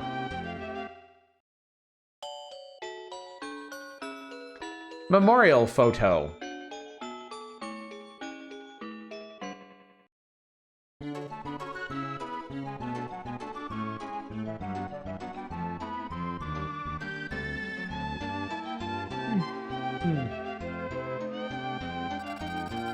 The mayor doesn't do any work at all. He's fired every staff member who said anything about it. No matter what, his secretary Rose does everything. I'm so ashamed. Hey kid, only employees past this point. You think that's how Einstein introduced himself? That'd be amazing. Did you meet the mayor? Next to him was his new secretary Rose, beautiful and brainy. Are you going to see the mayor? You might want to take a dog with you. He really likes dogs. Really? Woof. Come on, Poochie.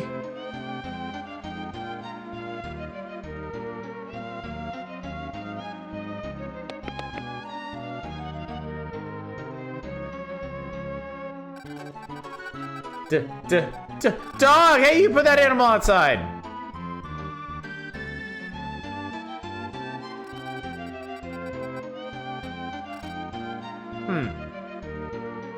He doesn't like the dog. Don't be naughty, the mayor hates dogs. Put the dog outside. Your invention's a waste of materials. I have a better way. I didn't invent the dog, dickhead.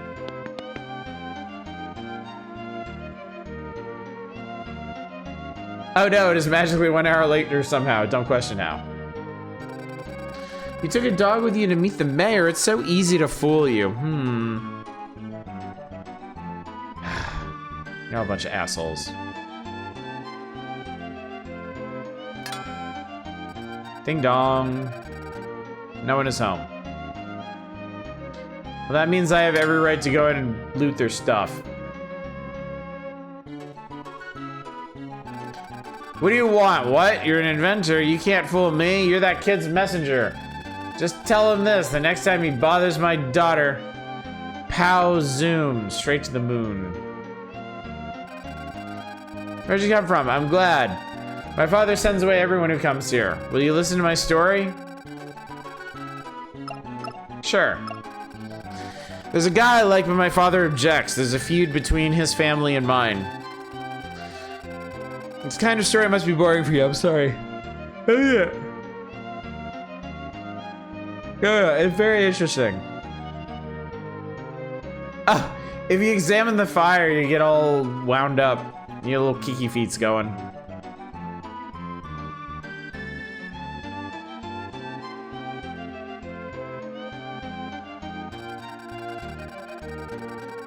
So it was a peaceful town until the hackers came. Now it's dangerous. Be sure to lock your doors.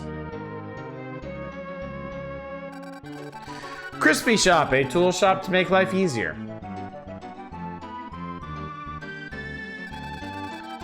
Inventor's Friend, level 22. Yes, you do need to remember where all these are.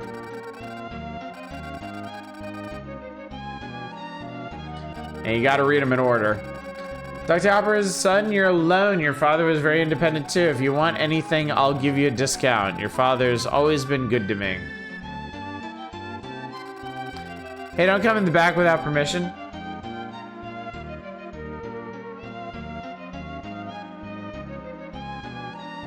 Did the ones get any games like Shadowgate? Sorry, what's the question?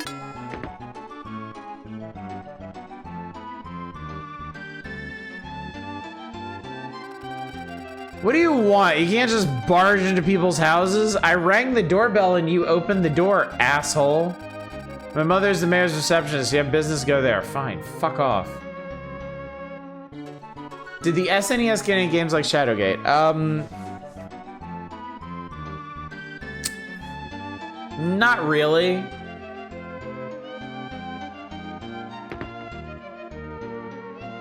I mean, the whole the whole Mac Ventures thing was a pretty short-lived series to begin with.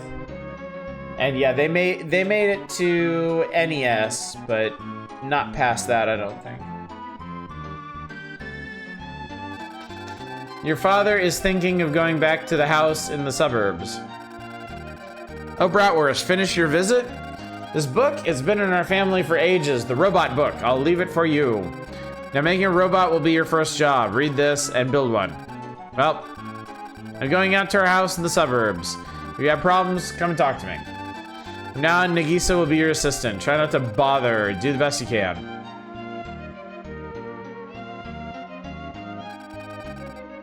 Kuragane, let's go. It's an amazingly well-trained cat.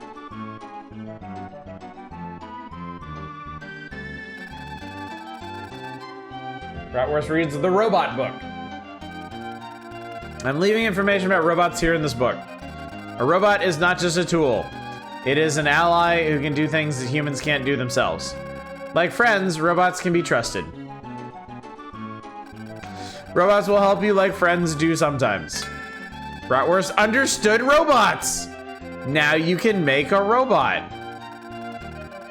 He looks at the last page of the book. 2000 GP are there. Bratwurst found 2000 GP. Score!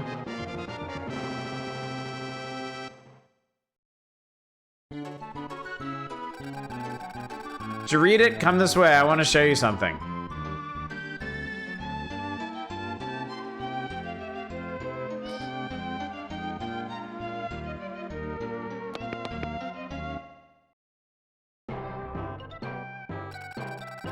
This is an invention machine. Inventors use it to invent things. Reading and the like speaking with people will give you ideas. Combining items will also work. So your robots can be made, maintained, and powered up are also possible. Wow, the translation just fucking fell apart instantly. It was pretty good for a while. This is borderline illegible. Where's Bratwurst? Create a robot. Oh, stranger, never used a machine before, huh? Choose a task from the commands at the top of the screen. This is item combining. Oh no, this is item combining. I don't know what that is. Recycling. 2000 GP to make a robot. Make. Let's get to work. They didn't expect you to get this far.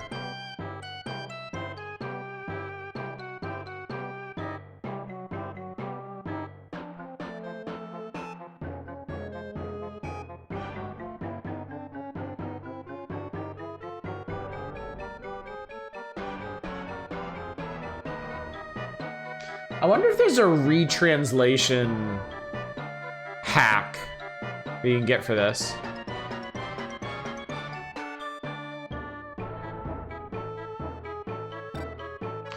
What's the robot's name, chat? We're Bratwurst. What should our first robot be? Like ain't your entrepreneur when we make things, we actually get little gnomes to make it for us. Vendor sausage asshole.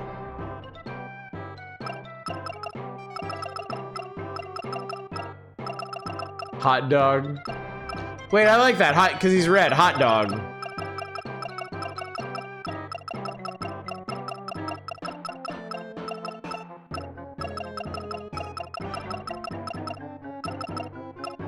Perfect.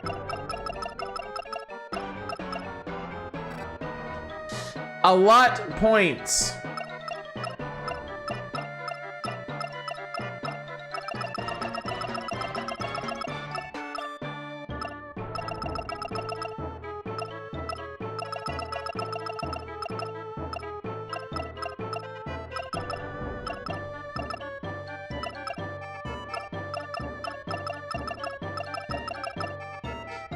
Cool.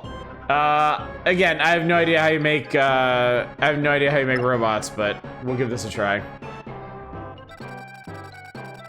Must have missed that bit that explained how the stats work. Oh, it doesn't explain how the stats work. Cool, a robot. Now do the maintenance and power-ups. With the invention machine, a robot's strength can be programmed. Test it later. Now I'll give you a little transceiver. You can communicate with me anywhere. Use it when you need me. When you want to use it, equip it first, then use the Y button. Bratwurst received the transceiver. Do, do, do, do, do, do. I will call you when I need you. 5 periods. You'll know by this sound. Remember it. Well, one task is done. Well, let's go upstairs. Oh yeah, about your robot. Show it to your father. It will make him happy. My father is easily amused, apparently.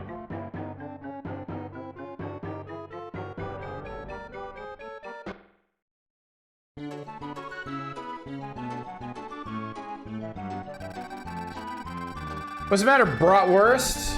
I would like to save. Okay, it's saved. Don't worry, keep going. Give me a hint. Your father went back to the suburbs. Be careful of the hackers if you go out. So we gotta go to the suburbs, chat. I just tested it. Transceiver seems to be working. Wanna save? Sure. Yes, I saved. Take care. We're planning on an adventure, but I'm not going to give you the details. Ha. We're talking about going out to have fun. Go away! What do you want? I have an important meeting. Talk to me later.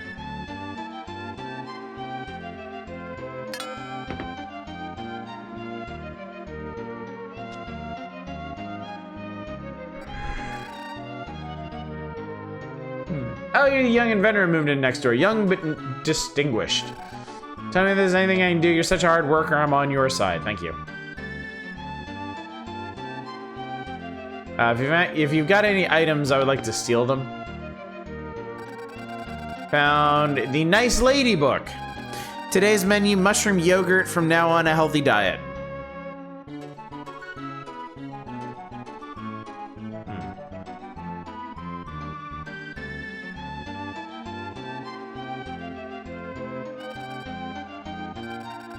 Sigh.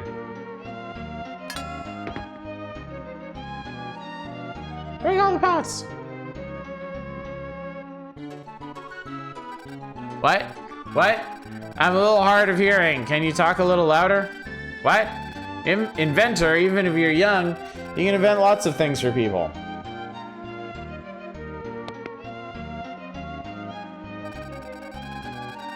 Found the old album. The old woman was pretty when she was young.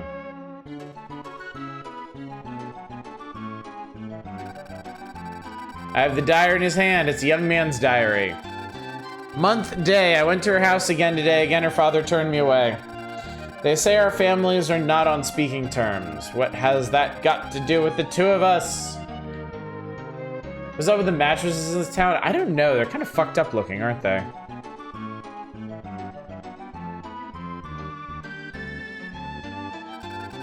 Beware, the tunnel is dangerous. Do not enter. The management. Are you Dr. Akihabara's son? They say you just moved to this town. Your father's inventions certainly caused me a lot of trouble. You might cause a lot of trouble too. I don't care how old you are. If you mess up, I'll get you. Watch it. It's ominous.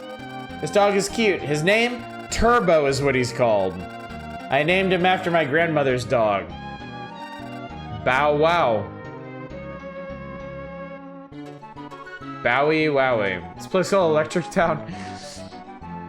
This place is called Rococo.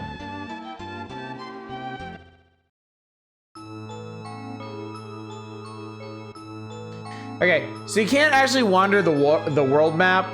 You follow the paths to Father's house out in the suburbs. Bratwurst looks in the mailbox. There's nothing there.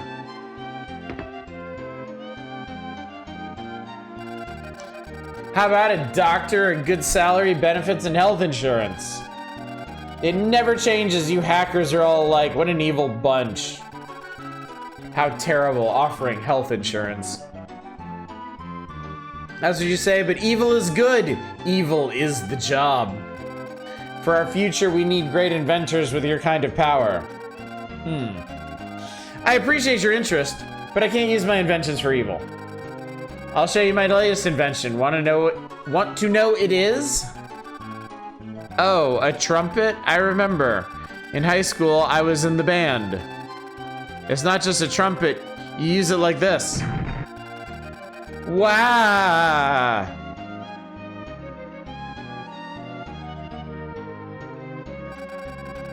Oh, bratwurst. Wow, a robot. You must use it, too. If you configure the robot's status and skill with the invention machine, you can make the robot stronger. What? Him? He's been around lately. A hacker soldier. He's spying. Inventions have a meaning if they're useful. Using them for evil is out of the question. You can have this, a surprise horn. It's really loud. It will be useful. You'll love it. It'll come in handy. It's loud as fuck.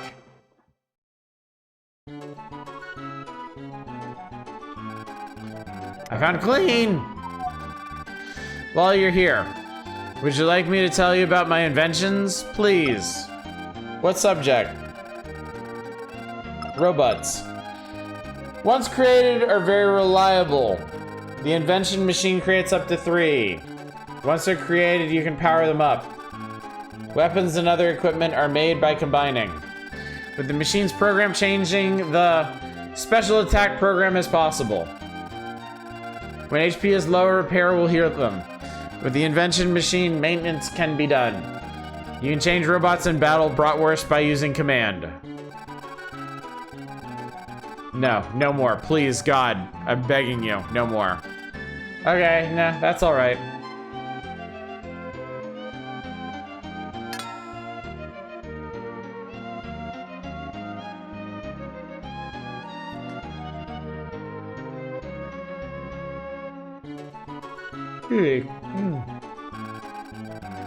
Inventor's friend level. Ah, there it is. Level 1. Bratwurst learned how to make boots 1. That's level 15. Okay. So now we can go back to our house and read 2 through 6, I think. Now here's another machine.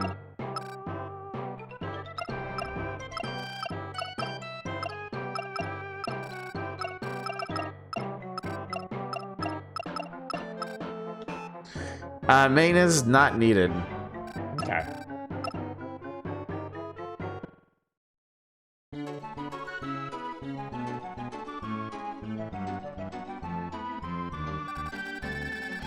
Since we're close, let's visit your ancestors' graves. Hey kid, wait.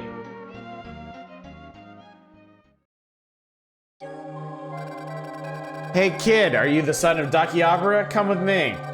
The hacker boss said to take you as a hostage if the doctor doesn't cooperate. Grunt. Grunt. Alright, it's fighty time. Okay. So this has an active battle system with maneuvering.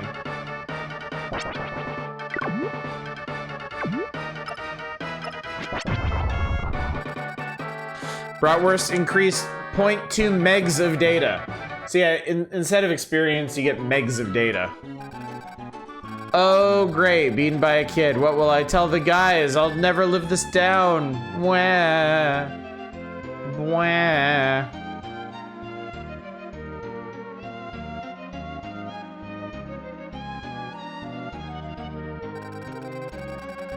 On the stone, Akihabara family tomb is carved. Bratwurst tells the stone all that's happened. I wonder if Dad would care to know that we were just attacked by a hacker. What's the matter, Bratwurst? What? A hacker soldier he was? I'm glad you're safe. Nagisa worries when you're late. Return to Rococo. Since we're close, let's visit your ancestors' graves. I already did, champ.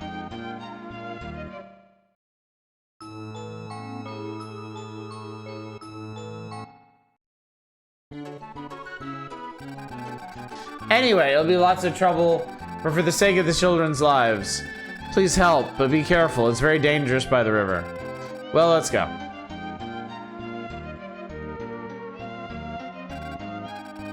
Well, what happened? The children ran off towards the riverside. There are landslides and hackers are afoot. I'm going out to get them. Ah, finally.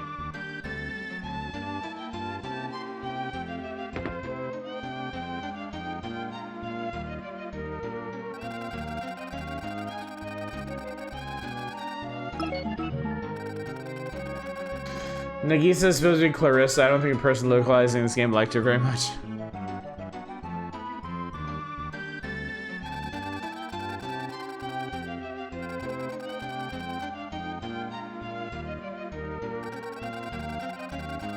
Alright, Inventor's Friend level 2.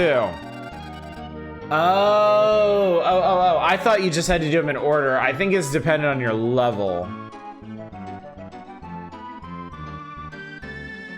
Well then, okay. So if I leave town now... Ah, here we go. We can head into the forest.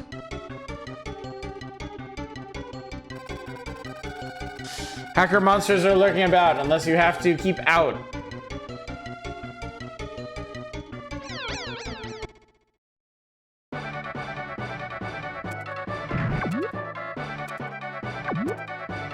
We'll try shot. Oh, that worked real well.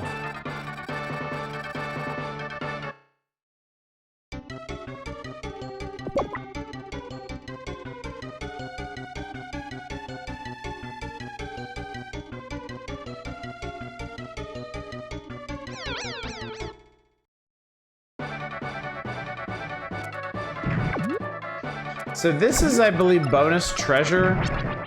Sometimes. That actually exploded and hurt me.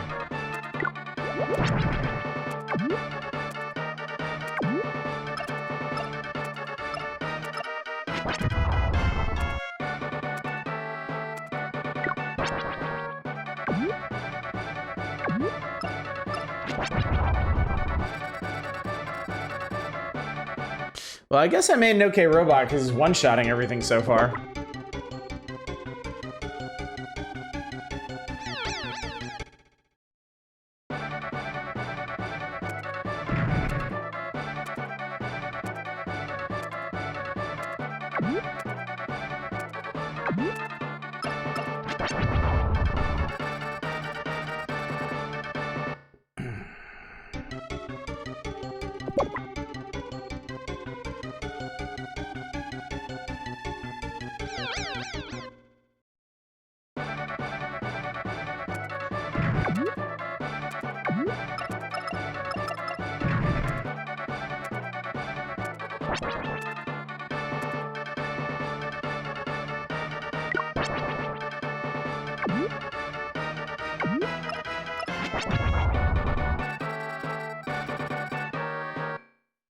I don't understand what the fuck is going on. The next time I get in a fight, I can maybe diagram it for you.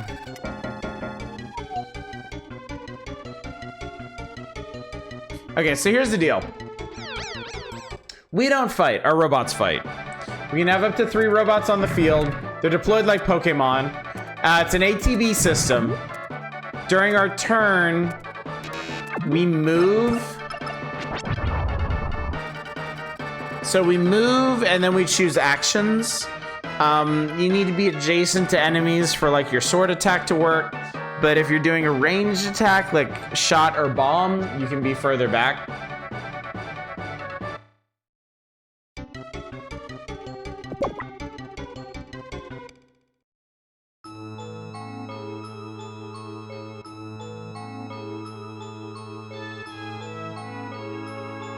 It's the river.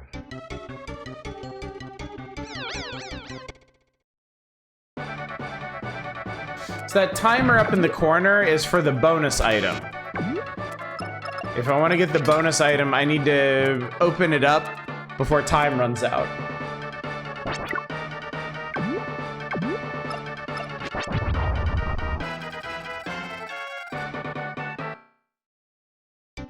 And yeah, like I said, our robot's strong enough that you can just pretty much one-shot anything anyway. Oh god.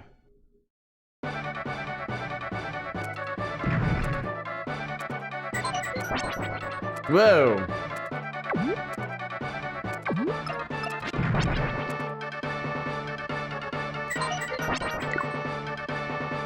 Wow, rude.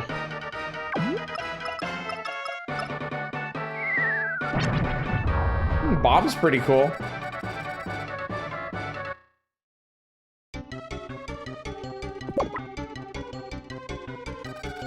Hacker monsters are lurking about, and yeah, I know this one. Oh, you can actually wade out into shallow water. Not all the way, but it's something.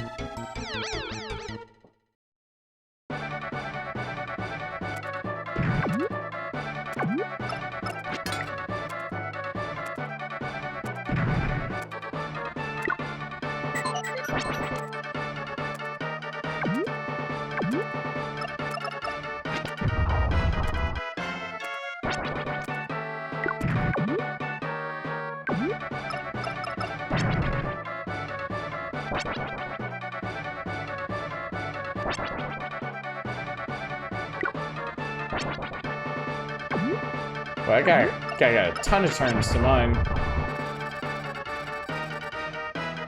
Wonder how much Bratwurst needs to level up.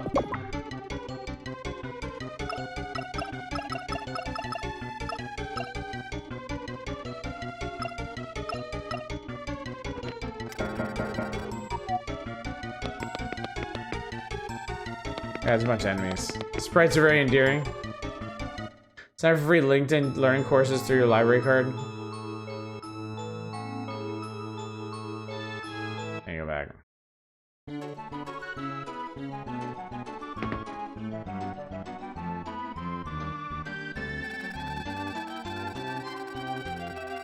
I would like to save. Okay, it's saved. Don't worry, keep going. I don't think I will because honestly, I'm really tired tonight. And while this is a plenty charming game, it's not really enough to like keep you awake. So I am going to head out of that, and I think, chat, I think if y'all are amenable, I'm gonna end a little bit early tonight because I'm really tired and I'm not sure I can even stay awake for the rest of the night. And I'm gonna need some extra sleep tonight because we all lose an hour of sleep, so. Hopefully that was a sufficient small look at Robotrek. It's an interesting game, and I've always wanted to get all the way through it, but I swear, every time I play it, it's just kind of like, eh. It's not like super engrossing or anything. Yeah, Quint Enix. I mean, with a goofy game like this, they love goofy names like that. So yeah, let's call this one early, chat. We made some important headway into 1995, the very first issue thereof. I'll give you a little sneak peek of what we'll be looking at when we come back to this on Thursday.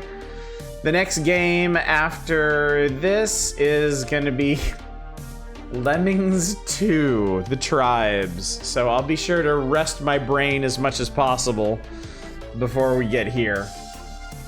So, schedule reminder, tomorrow night is nada. I am not streaming tomorrow. Don't expect to see me out here. Monday is Mario Day. We're gonna be doing some kind of Mario game on Monday. I still haven't decided what, but I'll have something planned for you. Tuesday, we will finish Final Fantasy VI. We're already halfway through the final dungeon. We just need to push on to the end and face off with the clown prince of assholes. Wednesday, we'll be doing another night of Itch Bundle gaming. So if you want to request some more games out of the California Wildfire Relief Bundle, you are welcome to do that. And then we'll be here right back here with all these damn lemmings on Thursday. And oh boy, what a time that will be. But our time for the night has ended, chat, so let me go find somebody to raid.